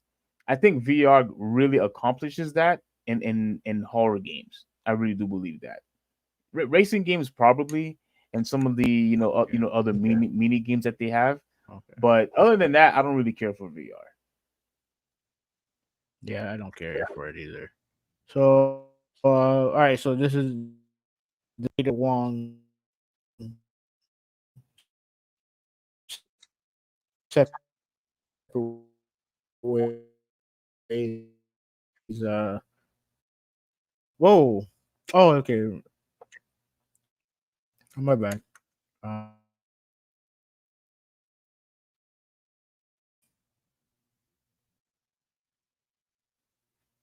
you there? Yeah, I'm here. Okay. So have you played? Have you played the Ada Wong side No, stuff, the not no, side missions and stuff like that? no, not yet. No, not yet. Okay. So okay. Even during even back in the day, you didn't play this. Well, the problem was when I bought the original, the GameCube version. I think only the Mm-hmm. PS2 version had the Ada one, the Ada version or the Ada side missions. The original GameCube that came out. Because remember, when the GameCube came out for the when Resident Evil 4 came out for the GameCube, it was exclusive for like 1 or 2 years. Yeah. Um, and they didn't have the option to play as Ada. I know the PS2 version. I think they had that one, but I never had the option to play as Ada because I had the GameCube version, and the version that you had, I think you were able to play as her. I never did that. So okay. Moving on. Avatar. I don't give a shit about this. So unless you do, I'm gonna skip. No, you can skip. All right. You should buy Avatar. Ghost Runner. They showed that already. I don't really care. All right. So these are the new colors for the PlayStation. You have blue, red, and I think gray. Mm-hmm. For those of you who are interested in spending $50 on these side plates, um, I don't know. They just look like colors to me. I don't really care. Um, yeah, I don't really necessarily care. Like I said before, the only one that I will eventually get is the Spider-Man one. Mm-hmm. That's the only one that really looks cool to me. These, I just don't know. Like the gray one, I don't really care about gray. The blue one is the one that does look cool. Or Yeah, maybe that's the best looking color for me too. yeah, that one I would probably get, but I don't think so because if I'm already going to spend money on the Spider-Man, I don't necessarily think I'm going to spend another 50 on a freaking plate. You know what I mean? Yeah. Okay, so Helldivers. These are the last two games they showed. Um, Helldivers. Like I said, I played the original. I liked it. Now, like I mentioned before, this is more of a 3D, over the shoulder version. The previous game was like 2D. Not 2D, but like it was from a higher angle. I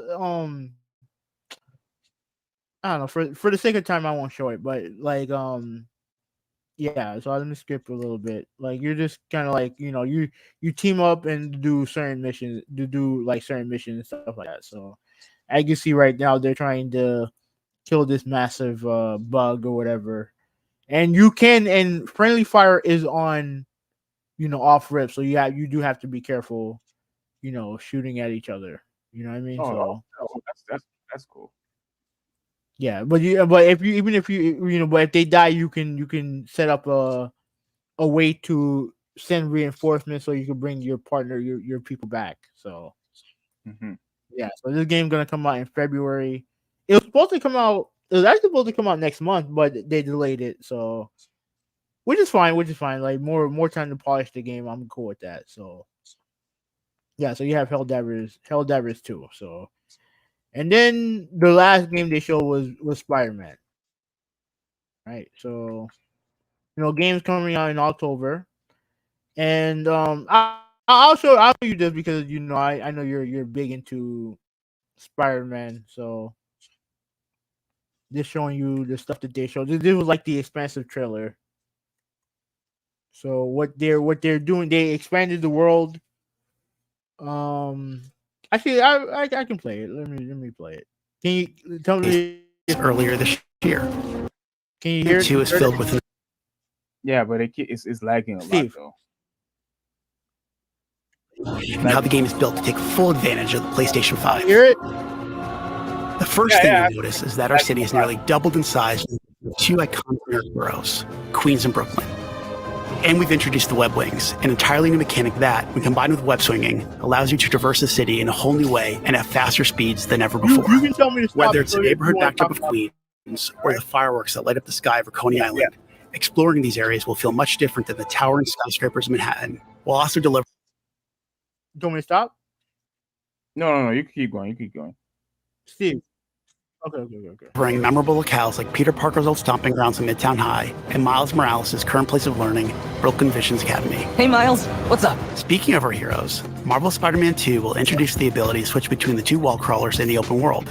And, thanks to the power of the PlayStation 5, you can make that switch almost instantly.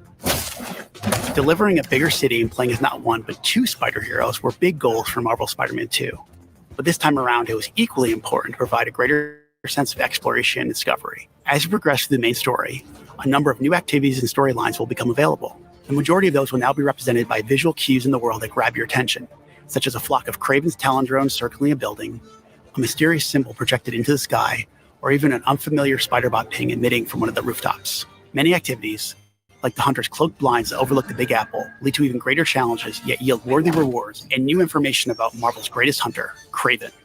Others will lead to a climactic showdown with Marvel villains not yet seen in the Spider-Man universe.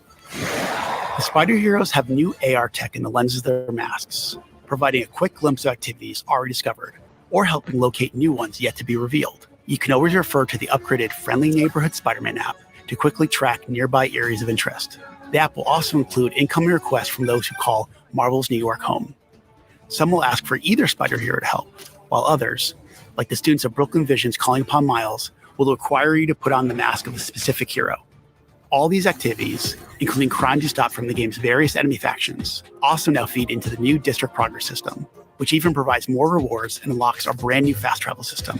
As you can see here, the PlayStation 5 and its SSD means you can move across the city with very little downtime. Finally, the more city you explore and the more activities you complete, the more ways you'll be able to customize your Spider Hero.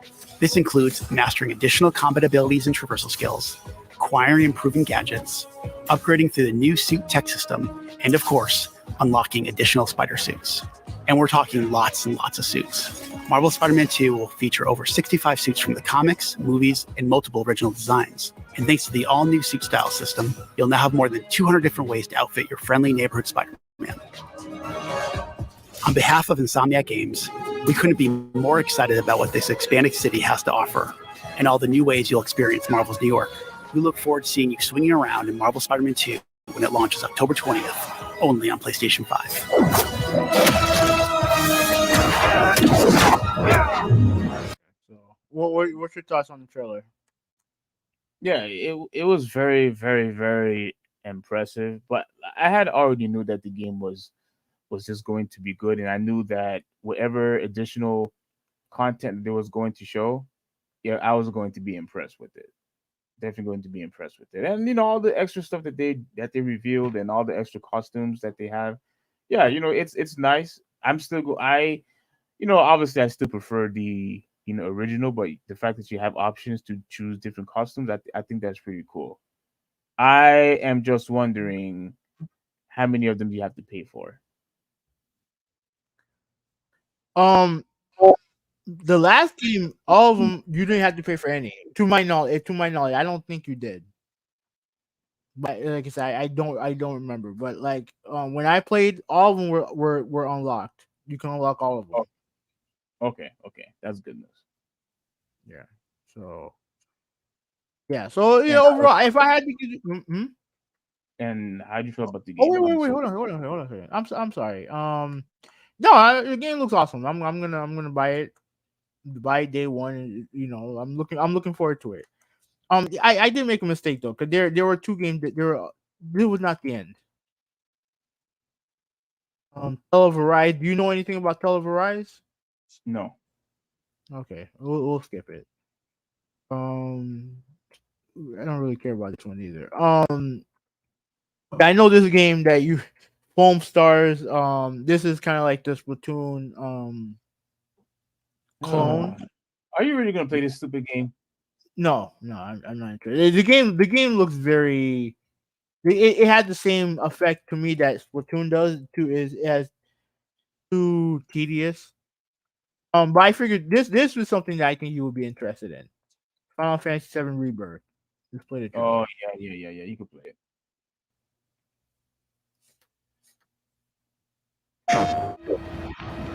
The world's ending. At least, that's what everyone's saying.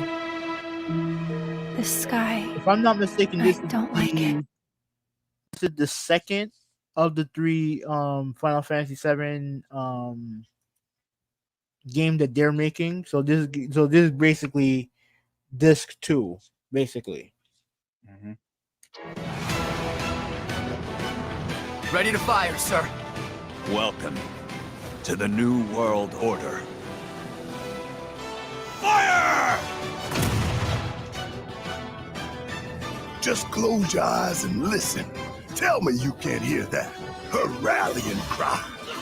Planet runs out of energy. It and everything on it dies. We can overcome our fate.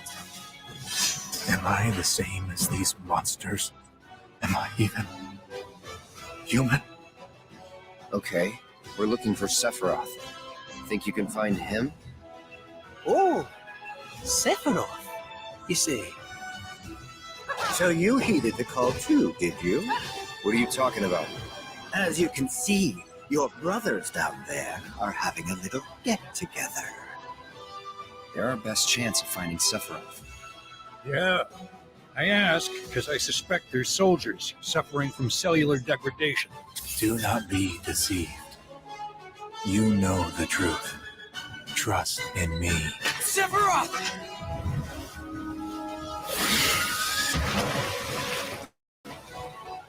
Come on!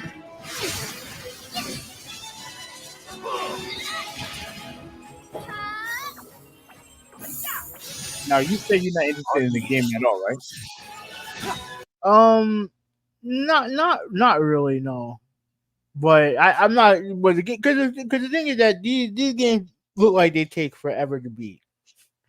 You know what I'm saying? It looks like a game that's gonna take years to beat, and I don't have the time. But it does look good. I can't shit on how it looks. It looks good, man. They did a good job with this remake. You said that you're not gonna play it because it'll take too long for you to beat. Yeah. Oh, I thought you were just gonna say, oh, you just don't like RPGs. That's why. Well, I mean, I'm not into RPG, but I did play Final Fantasy VII. So, but I guess to me, I feel like I'm kind of over it. So yeah. So I mean, but what's the problem of a game being too long? No, it's just it's just like I'm not gonna be. I don't think I'm gonna have the time or the patience to beat it. I just feel like this is gonna take forever. Okay, so that means you're not looking forward to the Grand Theft Auto game then. No, because I beat the last one. Didn't it take a long time to beat? Probably took me like a month or 2 months to beat. Yeah, that's a long time.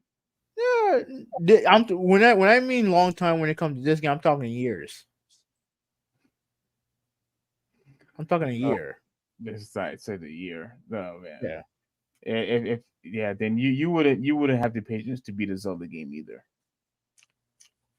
Yeah, I think that's probably why I haven't bought it yet. So Yeah, you wouldn't have the patience to beat that either. But yeah, it's like I have always said before. I think I said it last week that yeah, the problem that I have with with these long games is that it's not that I don't have the patience for it. I just can't my time. invest like I used to when I was a kid. With all the additional responsibilities that you have now, it's very difficult to put all your effort and all your time, unless if I'm like on vacation or something and I'm not really doing anything, and I have like a week or two vacation, then I could really put all my time, into just playing and playing and playing, without any consequence. You know what I mean? Yeah. But other than that, I just don't have the proper way I could invest into play all these games and try to beat them. But it has nothing to do with with patience. Like it could take me as long as a year. I don't mind if it takes me a year to beat the game. I'm still gonna play the game as long as I'm having fun with it. But I just wish I just had it before, but I don't. But go ahead.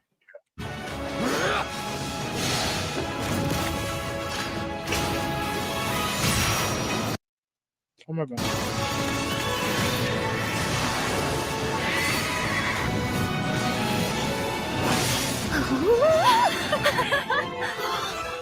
Look!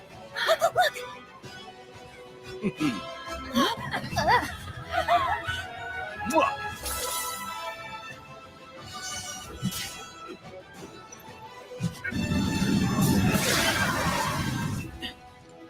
Excuse me. Could you look after my friend? Just for a bit.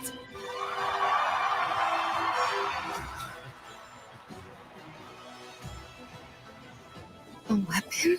Tutelary creatures, set only to appear when the planet is in grave danger. Who dares disturb my slumber? It's upon us. The reunion. That was Vincent. Worlds merge. You said something? No, I was just saying. Oh, I think that was Vincent. That was pretty cool. I'm waiting, Cloud.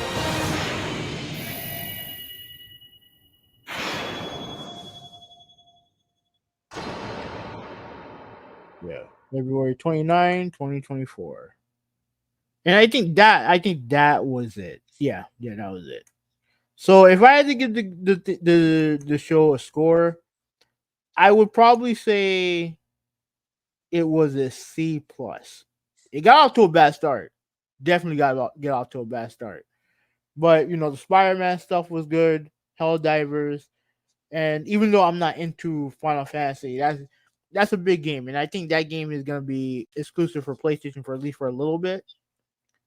So I can't really hate on it too much. I probably would have given it a C. Yeah, I'm giving it a C also. We already know about Spider-Man, Final Fantasy. Yeah, it was cool, but as far as all the other games, I mean, I wasn't really all that into it, especially the first one. The first one just completely turned me off, and I think that was the reason why I didn't finish the show, because I was just like, okay, I was just so turned off by it.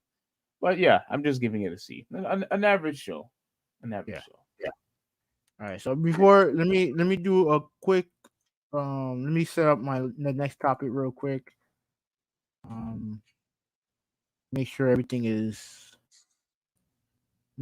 straight. Let's see.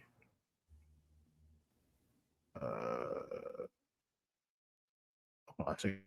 Give me 1 second, and then I'll read comments.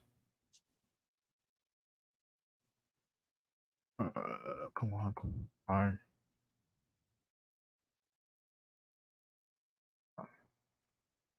Give me 1 second. I mean, you can read. You can read. You can read. You can read. You can read comments. Yeah.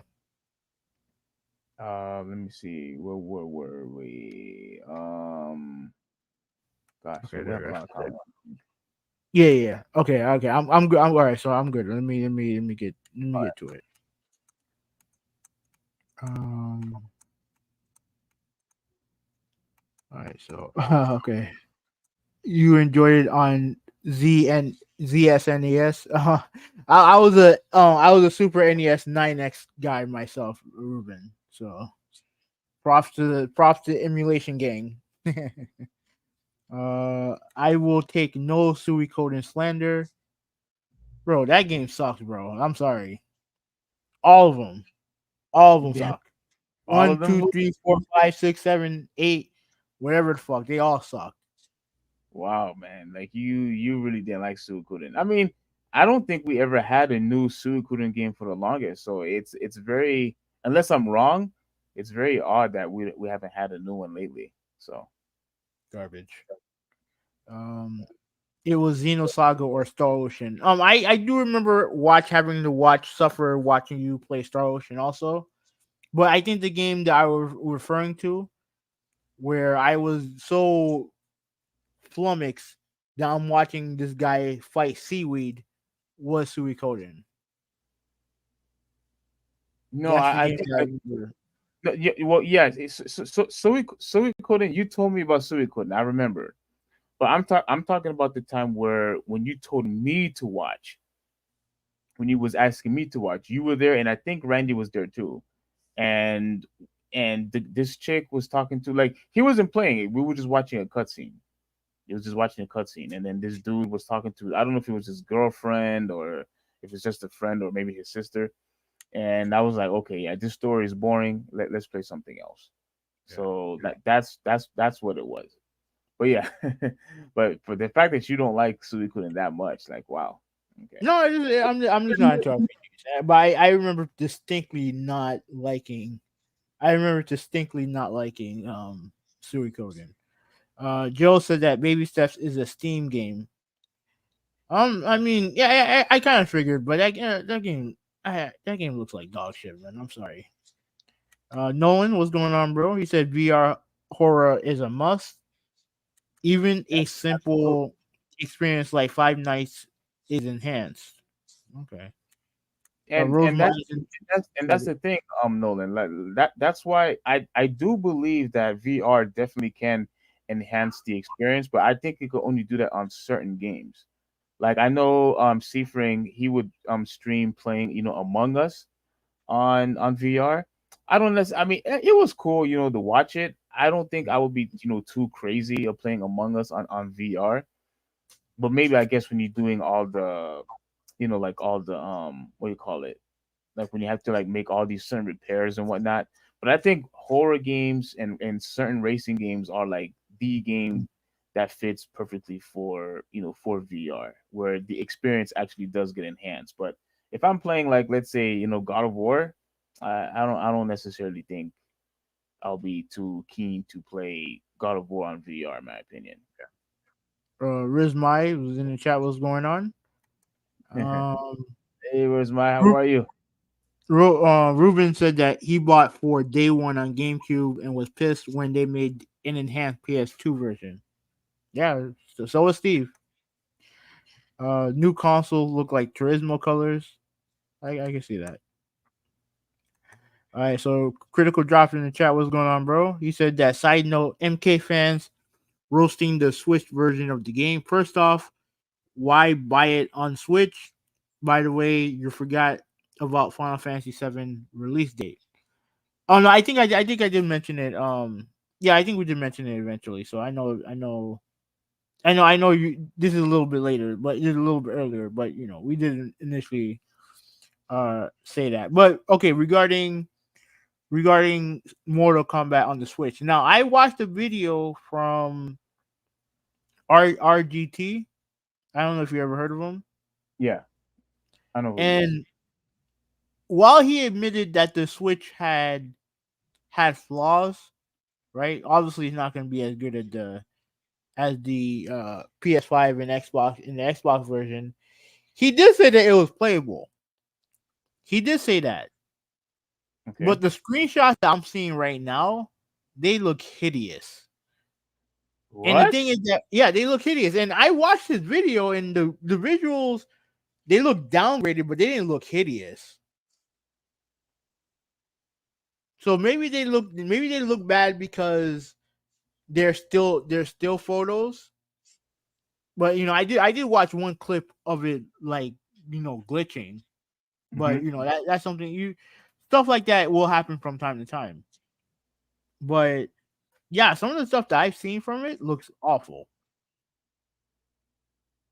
So RGT said it doesn't look bad, but the way you looked at it, it does look bad. I mean, some of the screenshots I've seen look bad. And Critical Drop did say something very, very astute. Who in their right mind would buy the Switch version of Mortal Kombat? Who would do that? Who in their right mind would do that? That's funny. I wonder. Yeah, I wonder too.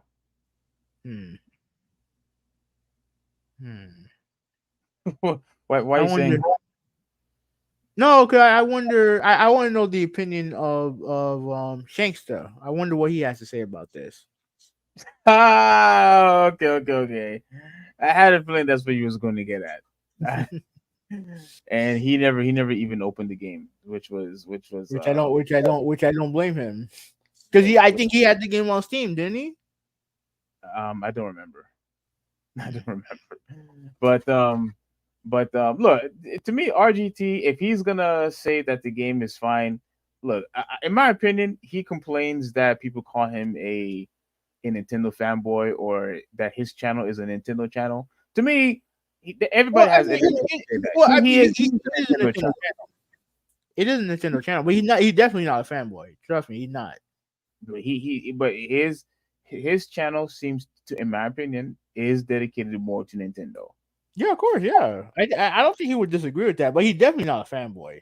Well, he said in recent of his videos that he is not a Nintendo channel. He is a Nintendo channel. When your focus is and all your news is mainly about Nintendo and Nintendo only, you obviously are a Nintendo channel.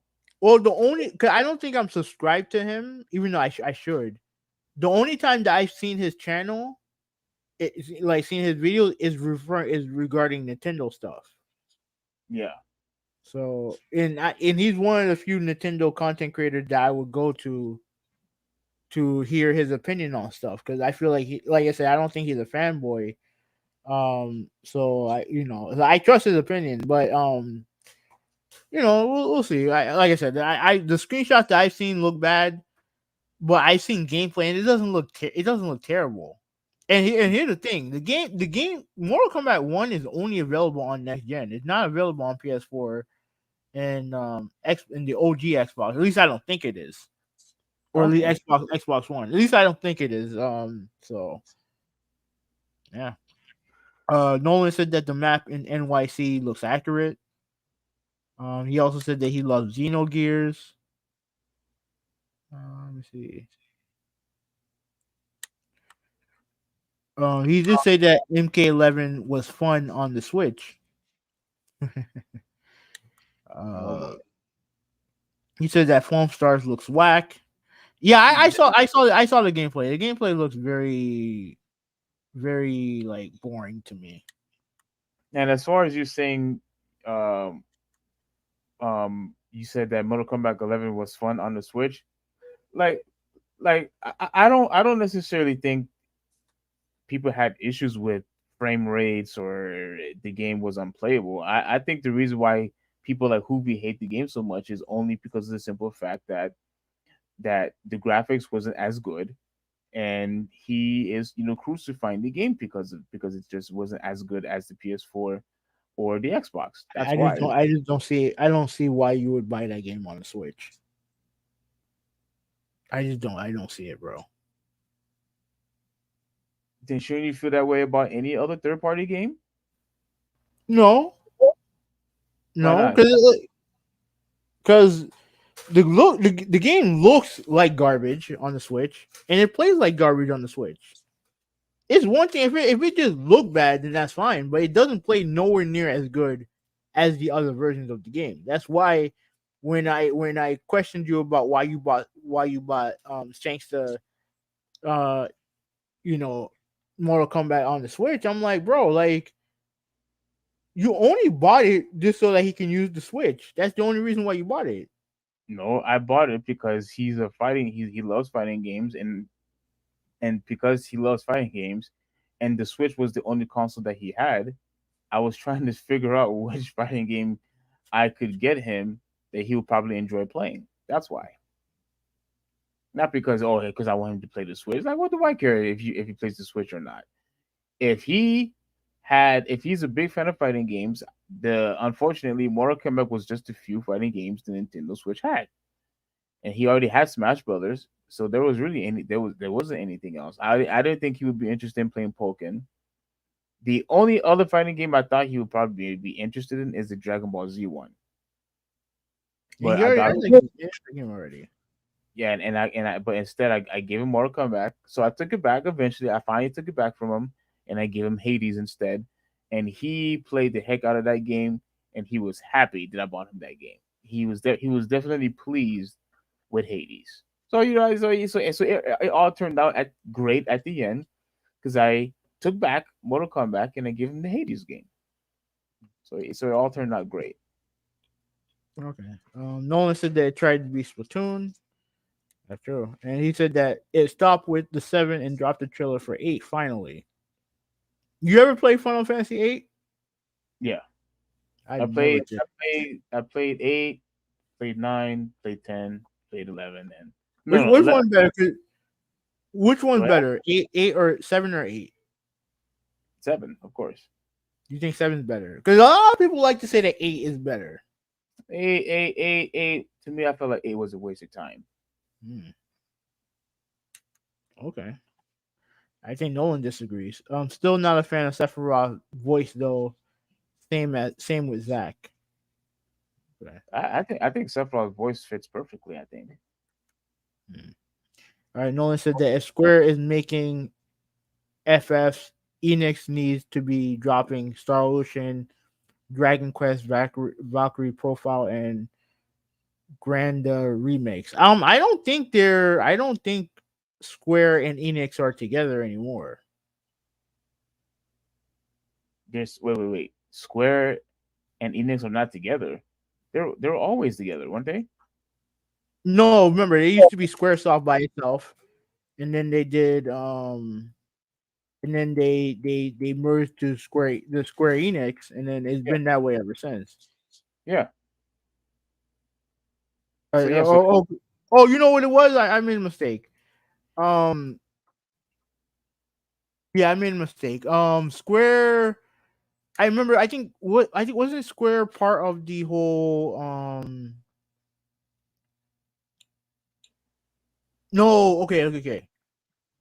Because I think they still call themselves Square Enix, but the Enix part was essentially bought by Embracer Group. Because I think they sold off a lot of the. Because remember, SquareSoft used to make Tomb Raider. You know, they used to be the publisher for Tomb Raider, and all the American properties, all the American games. Like I think Tomb Raider was part of that. I think Hitman Go was part of that also. And I think they sold that part of it, the American portion of their company, to Embracer Group. But it's still considered Square Enix. But I think they completed this contract on making the Japanese versions of their games. Right. And no one said that the Vincent reveal was cool. So, okay. Yeah. I mentioned Vincent. Yeah, that was really, really cool. I thought, even though it was only a snippet, it was awesome. Okay. So, okay, let me see if I can find Okay, so I got the original because we're done, right? You're good. You don't got nothing else to say. Yeah, I'm good. Okay. Now, this is this is interesting because we are going to be talking about Stephen A. Smith versus Terrell Owens. So what I want to do, I want to tell you how all this started. Okay. All right. All right. I think I have an idea, but I want to see if what you're gonna say. Yeah. Let me see if I can find because I think it started off with a tweet. I think it did, but there was a comment that there was a comment that he said that triggered all of this, right? So I'm gonna show you guys right now. Yeah. All this started once again with Stephen A. talking about Max Kellerman. Like, and if there's audio up, I want to see if I think that's just them talking. Okay, this is them. This is them talking. I was hoping for audio for Stephen A. Because I think that's on. I'm gonna see if I can get this thing to load. It's acting slow right now. Mm-hmm. But Stephen A. made a comment regarding Max Kellerman. Like because look, when he's doing these interviews, he's always gonna be asked about Max Kellerman, right? They're always gonna ask about him, and he pretty much said that at some point, like, he just didn't like working with him. Let me see if I can find this video on Twitter. Yeah, and while okay, I think you found it already. Yeah. So I have that. Just keep that in mind. Let me look for Stephen A.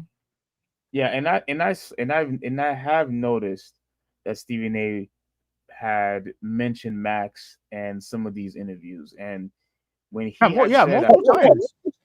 Yeah, and when he had said that he actually went to the higher ups, and to me it sounded like he gave them an ultimatum. That's why I had said when we had talked about this, I think last year, I have said this is the reason why I felt like Stephen A. Smith is a prime definition of a snake.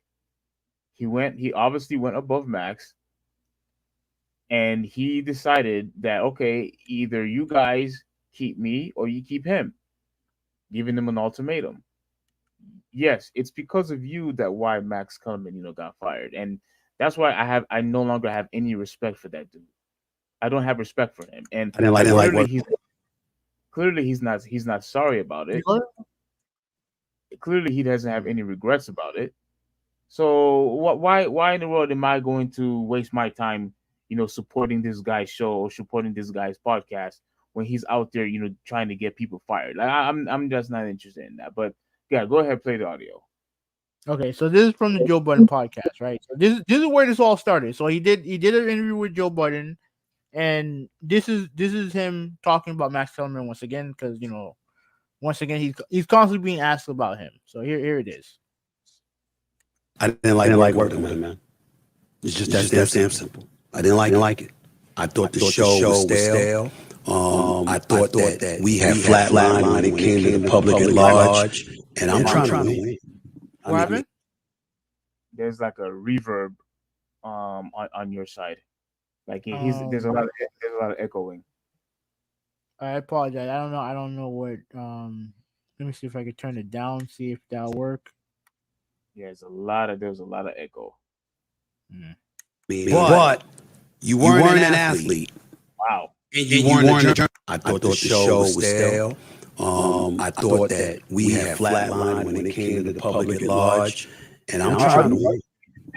What?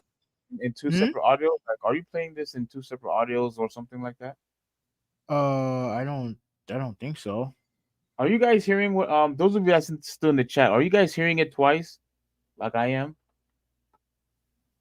If anyone's still in the chat, I mean, I know it's getting late. Probably it's almost 12 o'clock. But all right, let me get out of this. Okay, let me get out of that website. Okay, let me go back. Okay, so Riddler said, yeah, he hears it twice. So I'm glad. Thank you for responding. Riddler. But yeah, I could definitely hear it twice, and it's like very crazy. Like it's just crazy. The show was stale. Is it Oh still my happening? God. Yeah. All right, let me see if I can. Let me see what I can do here. Let me see what I can do. Let me remove stop screen share. Let me redo it.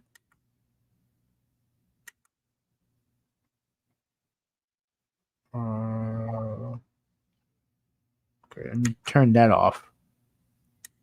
Just turn screen. All right, let's see if this works. Let me know. Let me know if this works. I thought that we had flat. Could you hear it? Yeah. Yeah. That, Okay.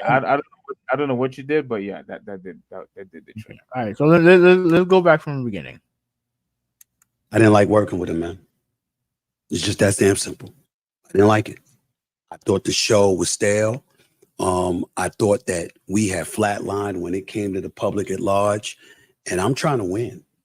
I mean, but you weren't an athlete, and you weren't a journalist, and the absence of the two components left people wondering, why should we listen to you? Okay. Now let me say this. All right, so you say he wasn't an athlete, fine, whatever. You say he wasn't a journalist, fine, whatever. But when it comes to Max Kellerman has a specialty, which is boxing, right? Mm-hmm.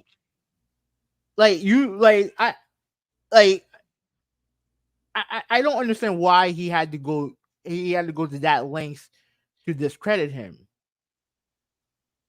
Everyone has their own niche or something that they bring to the table. Yeah. No, if you didn't like work with him, you didn't like work with him, but you don't have to denigrate him like that. You don't have to you don't have to put him down like that. I think that was garbage on his end. My thing what irritates me with that statement that he said was, first off, you're not an athlete either. You're not even a little bit. But he is a journalist. But he is a journalist. So that's fine. But what does it matter of him being a journalist doesn't mean anything.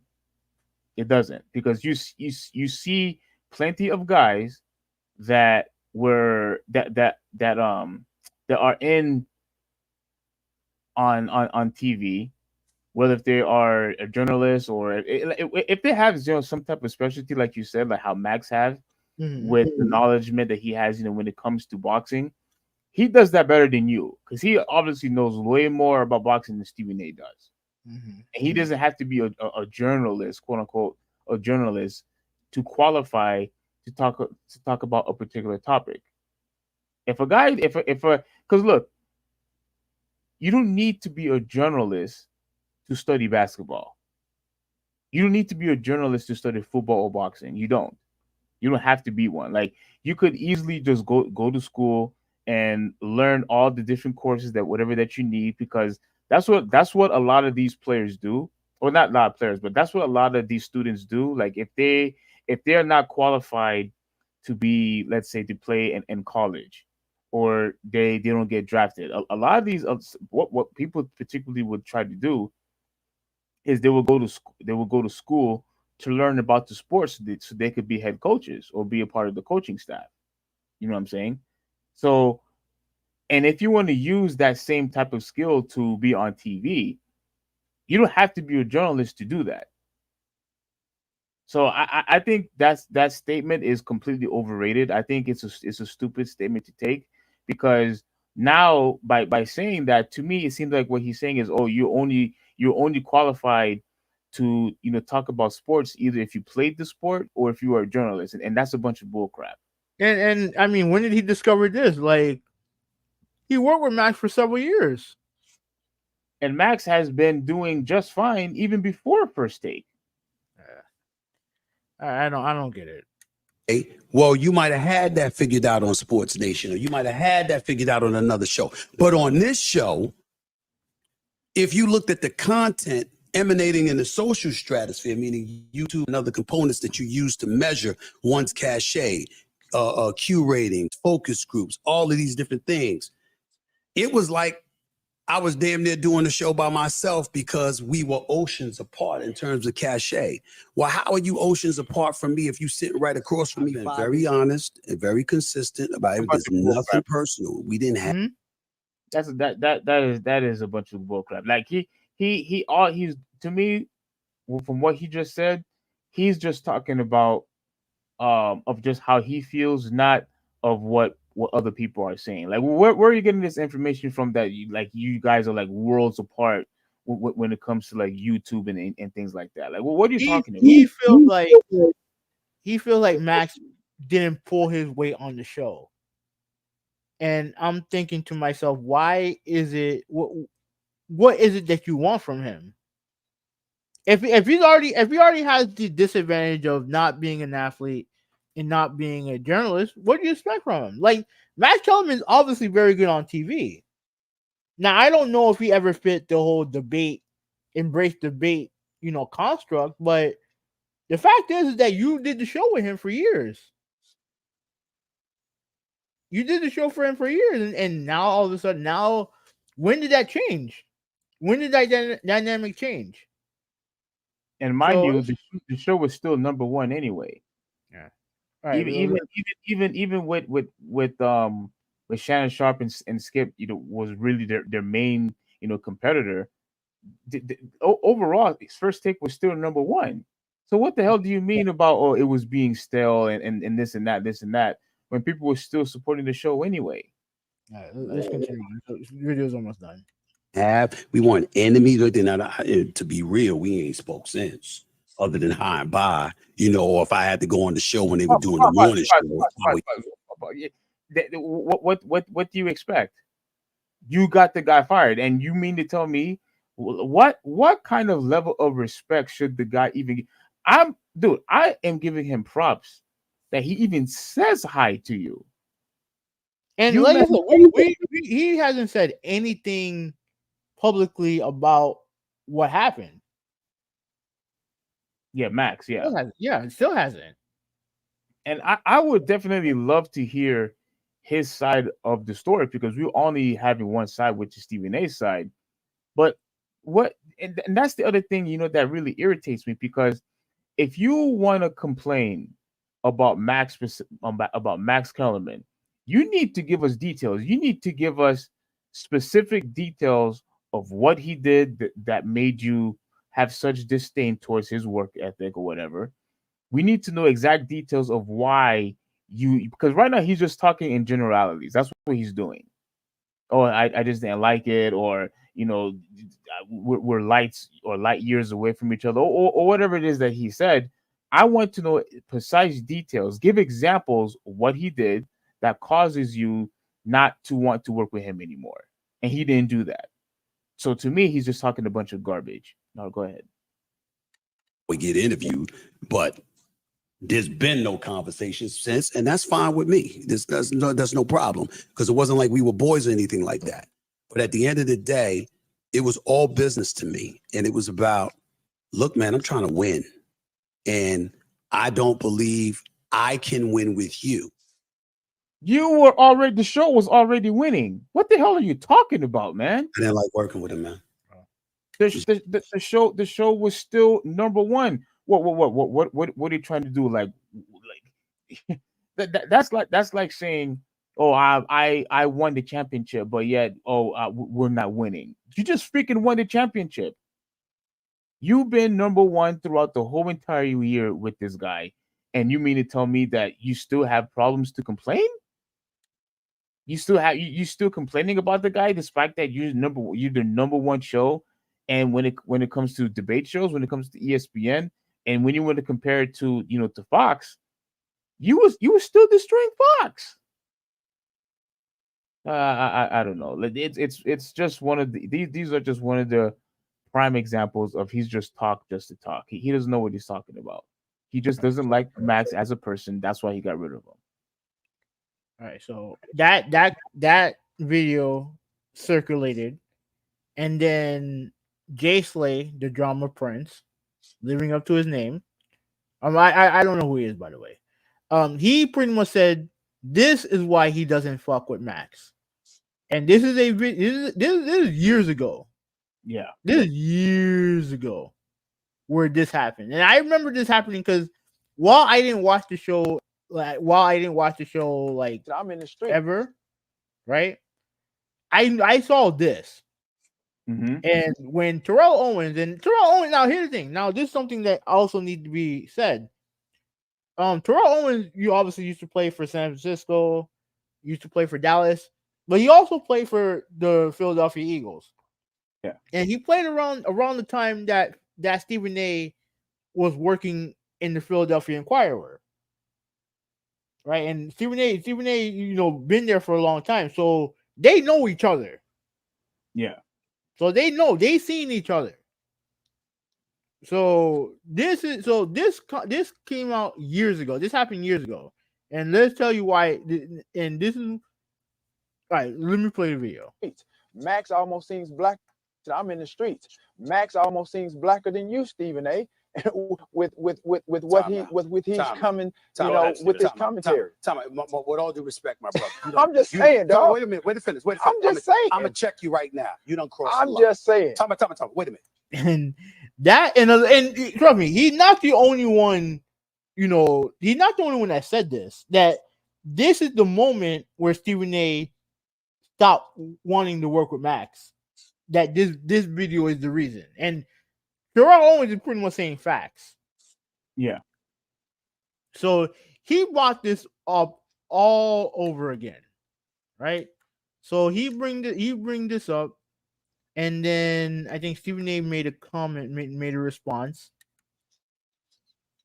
Let me see if I can find that response. Because Stephen A quote tweeted. Okay. Now I think he made a comment, pretty much saying that, he respects Max and all the other stuff, right? And then he said this. Now, as for this dude, that's an entirely different story. Mm-hmm. You know how I feel about your sorry ass tagging Terrell Owens, and you know why. You should thank your heavenly Father. I haven't zeroed in on you with your trifling shit you tried to pull. Tell folks to ask ESPN what your desperate ass tried to pull. Keep on talking. Eventually, you'll expose yourself, right? And then they've been going back and forth ever since, And Terrell Owens said that. Hold on, let me see if I can scroll up here. Okay. Oh, we're going up a little bit. Come on, damn. A second. Okay. Where am I at? Okay, so Stephen A said what he said. Now Terrell Owens said, now Stephen A, ask me if I'm scared. I thank God every day, or at least I try to. But do what you do best. I'm not worried. You don't have to make some bold attempt to expose me because I have nothing to hide. You're mad because of the advice. You're mad because of the advice of my lawyer. My advice of my attorney after we filed against ESPN because of on air without my consent. You shared our text conversation. I'm not sure that constitutes as desperate, but enlighten us all. So my boy, hone in on me. I'm good. I'm blessed, and God got me. You're still salty about that interview I did with you and Max a few years back, and I said what I said, and today I'm still Team Max. Got that man fired. That's messed up. You saw me in Colorado. You should have told me about my sorry ass then. Oh, snap. Yeah. So pretty much they've been going back and forth ever since. Now, I think Stephen A said on his podcast that he I think he okay. So here what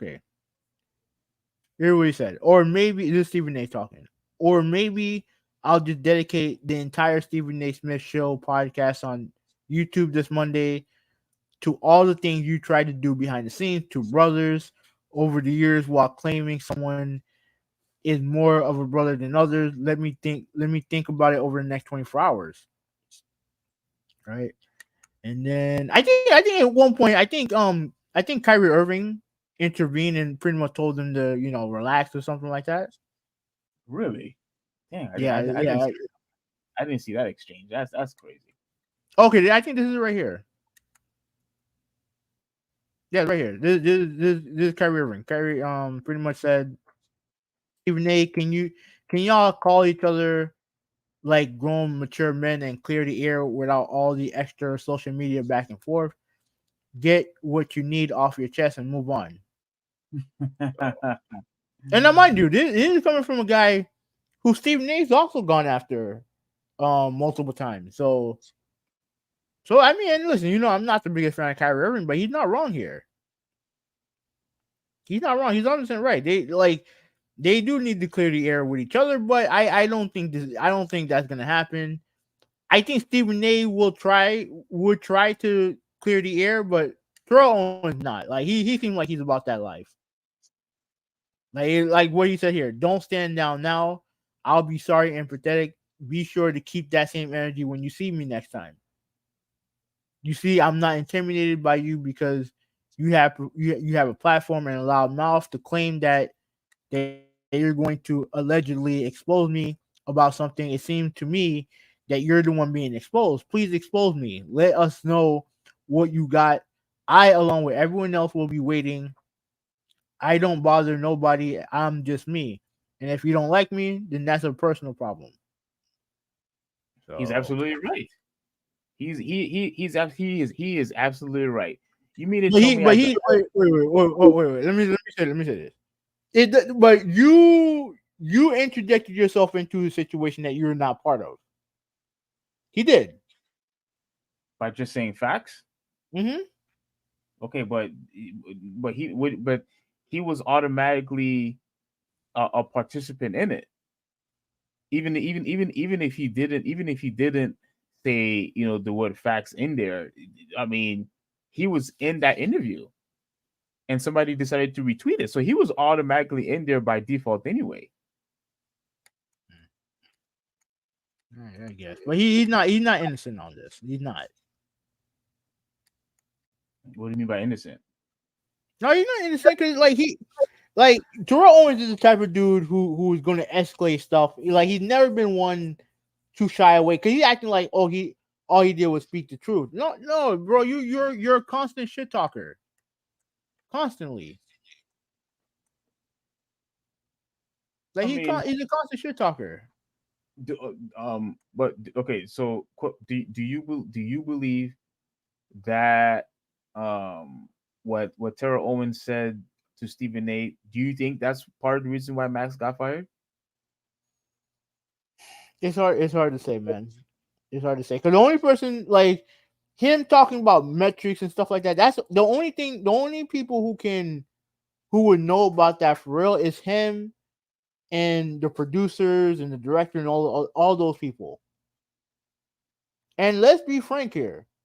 He is like when Max and Stephen A were doing their show and they were going up against Skip and Shannon, right?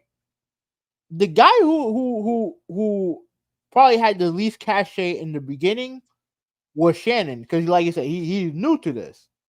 Mm-hmm. But you can argue that over time, between the four men, between all four guys, the guy who is the weakest link is Max. Wait, but hold on. I think I misunderstood you. I thought you said it was Shannon first. No, when they first started, it was Shannon because, like I said, he was new to the whole thing. Okay. But over time, Shannon gained a bunch of popularity, and to be honest with you, I think that he became a more popular debater than Max was. Okay, that's interesting. You know what I'm saying? I never thought of it like that. Yeah, and so I guarantee you, if I'm thinking that, you know for a fact that Stephen A is. Okay. I know for a fact Stephen A is. And I don't think the Terrell Owens stuff helped. You know what I mean? Because remember, around that time they were talking about Kaepernick, right? And I think Stephen A's position was not that he didn't think that Kaepernick was blackballed, because he absolutely has said that he was blackballed. I just think that he was okay with criticizing the stuff that Kaepernick was doing wrong. And I think Terrell Owens saw that and apparently was not a fan. Well, my position with the whole Kaepernick thing was that I did think it was kind of stupid that he had decided to change facilities or venue, whatever word you want to use. And it made it harder for people to, I guess, check out, his workout. And some people had left. Like was that around the same time that this happened, or was that? Because I know that stuff happened. Like, I know the workout stuff in the original controversy happened like a year apart. I think it did happen around the same time. I don't remember, but like he criticized and Stephen, I know he's criticizing for some stuff before. Definitely has. Although I thought it was really dumb what Colin Kaepernick did, I do kind of understand why he did it, because then the NFL wanted him to like sign some type of some kind of contract or whatever, and yeah, I think so. And it seems like he did not. He wanted to make sure that they couldn't control him. Like, he wanted to have some kind of control, because he didn't trust them. He didn't trust the organization over. He didn't trust the NFL as a whole anyway. So I kind of understood. I understood both sides pretty much. I don't know which one I would have chosen, but I definitely understood why Kaepernick did what he did. The only reason why I say that that I would probably, I don't know which side to choose, is because at the end of the day, even though you don't find them trustworthy, and yes, I agree that they betrayed you or that they blackballed you with all the stuff that you did with taking the knee and whatnot, but if you still want to work for them, there has to be some form of submission. If you know what I'm trying to say, like there has to be some kind of submission, because you have to eventually obey to their or bend to their authority if you want to work for them. You know what I'm saying? Like, but at the end of the day, I understand why he doesn't trust them either. Like, I completely get it. So the NFL, they screwed him over big time, beforehand. So I wouldn't really know which one to choose. But with Stephen A though, if Stephen A is going to truly be that petty because of what Terrell Owens said, and if that has anything to do with Max Kellerman firing, well, then I just even lose more respect for him, because Max is innocent in all of this. Yeah. He's innocent in all of it. And here's the thing: what I also found out. Well, I mean, I should say that I heard about, that a lot of people, especially blacks, were on the side of Max Kellerman, and they were pretty much calling Stephen A like a traitor or a coon and things of that nature. And I do think, if that is true, that rubs Stephen A. Smith the wrong way. That Max Kellerman was gaining, like you said, a lot of popularity, but a lot of popularity, with the minorities. And I think Stephen A. really didn't like that. And look, Max bring a lot of logic into his debate. Like he bring really good examples. Mm-hmm. He does have some stupid takes also. He does. But I really, people do really appreciate, especially me, when he speaks, and he's very articulate and everything. And I honestly believe some of it is jealousy.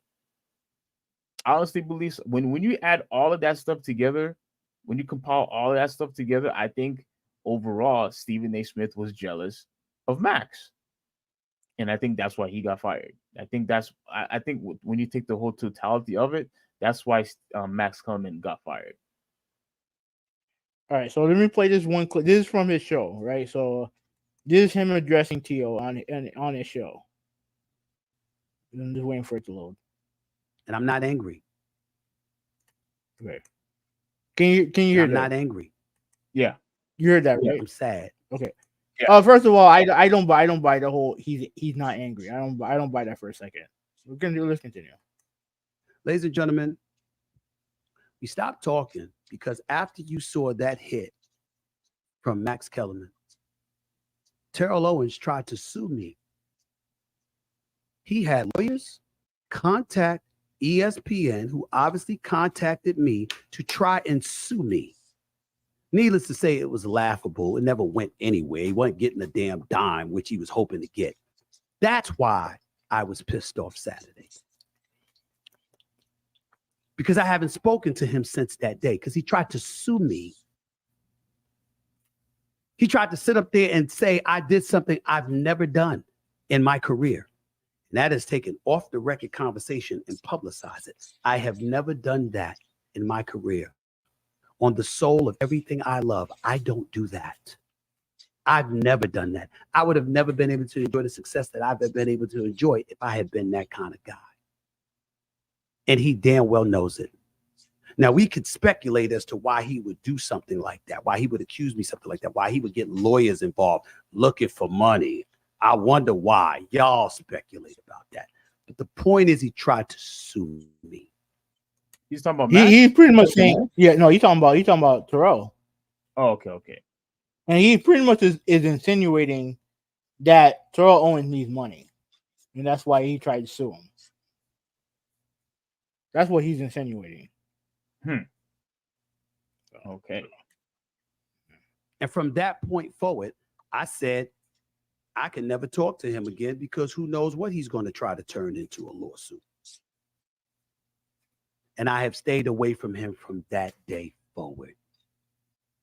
So, there's probably going to be I know there's more on his show that, like I said, I'll see if I can watch it later. But overall, what's your thoughts on this? Because I find this whole thing to be hilarious. First off, I don't believe it. I don't believe it at all. I don't believe it. Sue you about what? If someone is trying to sue you, I guess what you're breaking up. I can't hear you. You're breaking up. Because in this hold on, we're having connection issues. Hold on. Yeah, I can't hear you at all. Okay, you're back. You hear me? Yeah, now I can. Oh, can you hear me now? Okay. Yeah. Before you go, let me say this. Terrell Owens did say in one of his tweets that he did talk to his lawyers about suing Stephen A over Stephen A sharing private conversations on air. That's what Terrell Owens believes that Stephen A did. And Stephen A saying that he didn't do that. Okay. So that part is true. So, about Tio trying to, yeah. I mean, of course, yeah, because Tio said it. Tio said it. Okay, that changes everything because I didn't believe it, but I didn't. Yeah, but here's the thing though: if what Terrell Owens is saying is true, and look, I'm not a fan of Tio, so I'm taking everything he says with a grain of salt. But if what he's saying is true, that he shared private conversations with Stephen A and Stephen A shared it on the air, I can understand being pissed off about that. I don't know if it's sue worthy, but I can understand being upset about that. Yeah, but the thing is, I don't necessarily. What legal action can you actually take? I don't think you could win, even if you truly believe that. I don't think you could. I don't think you have a case. I don't think you have a case. Even if that happened, if that action legitimately had happened, what case do you have? How can you receive any money because of it? I mean, I think that's probably why the lawsuit didn't go anywhere. Yeah. So yeah, so I mean, but the most important thing right now is their relationship. Like he pretty much Stephen A said that he don't talk to him no more, and Terrell Owens pretty much said that, like he pretty much, he put it out there, like, like he believes that Stephen A got Max fired mainly because of that situation that happened between Terrell and him years ago. Well, but that's why I said I don't necessarily think it's that only. I think that was probably like the icing on the cake, because from what I heard before, you know how Terrell Owens was pretty much on the side of Max. Pretty much a lot of minorities was on the side of Max also. Even before the incident with Terrell Owens, even before that statement, a lot of people was on the side of Max, because a lot of people felt like he was really trying to be there, for black people and things of that nature. And I think it rubbed Stephen A. Smith the wrong way. And I think what happened with Terrell Owens, I think that was the icing on the cake. That was the icing on the cake. And then, Stephen A. pretty much said, all right, I don't want to work with this guy anymore. I honestly believe, it was just all jealousy. And Stephen A. doesn't like Max for whatever apparent reason. And again, you said you don't like working with the guy. When you say you don't like working with a particular individual, you're going to bring instances of why you don't like him. What, the guy doesn't work hard, the guy comes in late, the guy is disrespectful. Like, what did the guy do to have this much disdain towards the person? You know what I'm saying? You could give reasons why you don't like working with the person. He didn't even give anything. All he gave was just, oh well, because he specifically said, I just don't like working with him. Okay, why? He didn't give a legitimate reason why.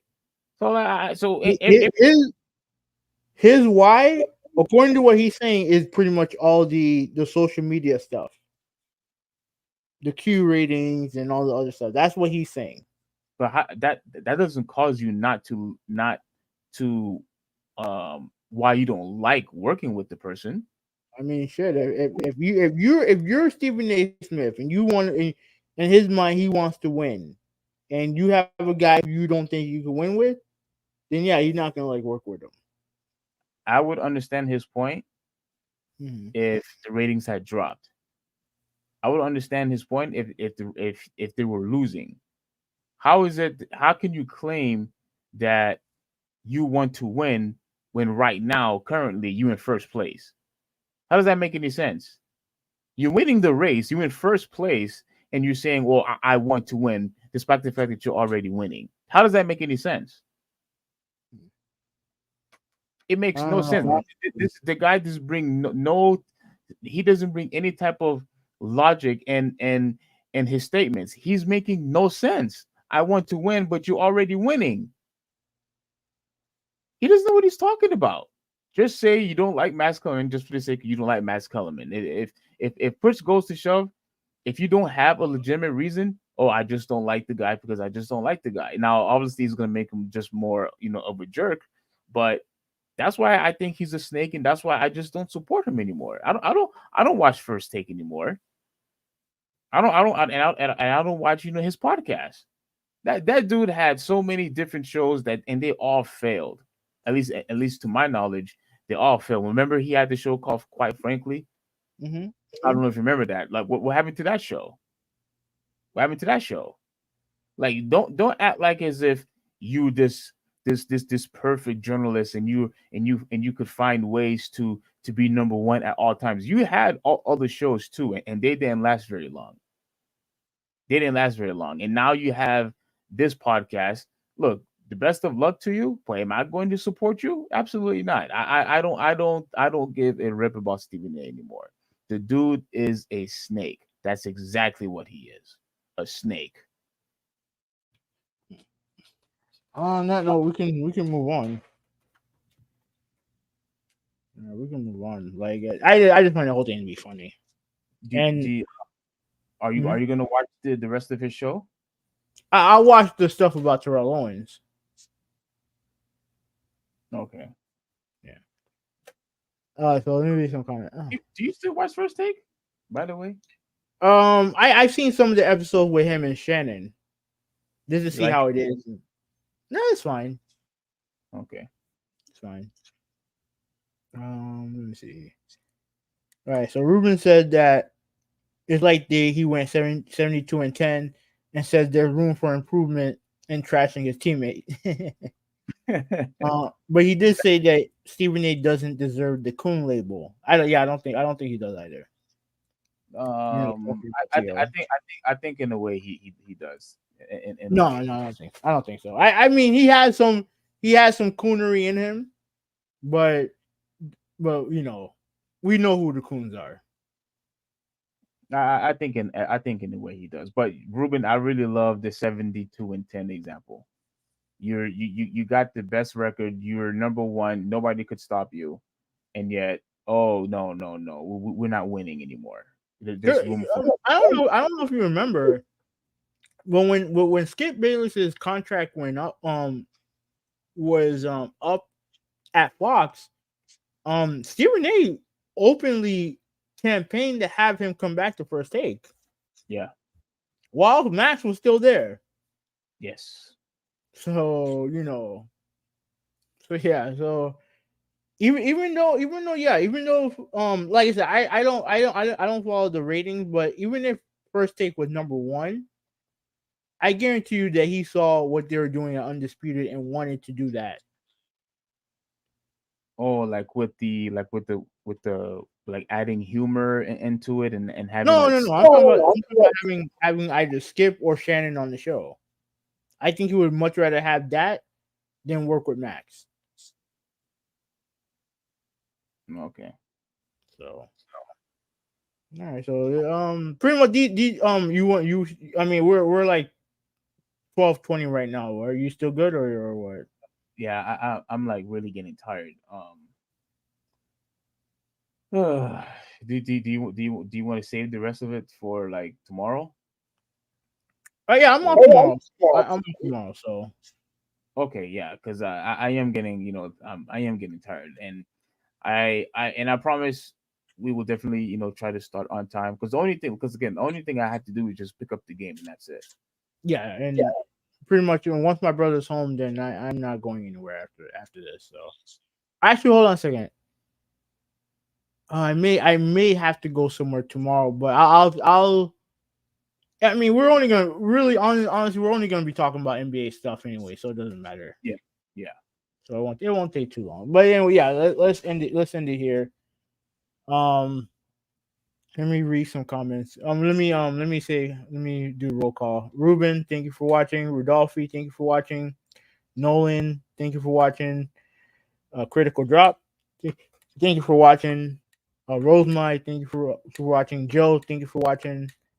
Hopefully you guys answer each other on something. I don't know. And that's pretty much. Oh, you forgot. Oh, never mind. Who is this guy? I don't know who it is. But all right. Yeah, thanks for watching. I guess whoever you are. Yeah. He didn't spam, so it's fine.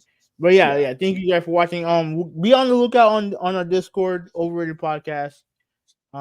If we do a show tomorrow, which we should be able to do, then we'll finish up the last two topics. It'll be pretty much NBA talk. We'll talk about the rest rules and NBA top 30. So yeah, I think that's it. So this is going to be really good. So once again, we're having a second show tomorrow to finish everything today.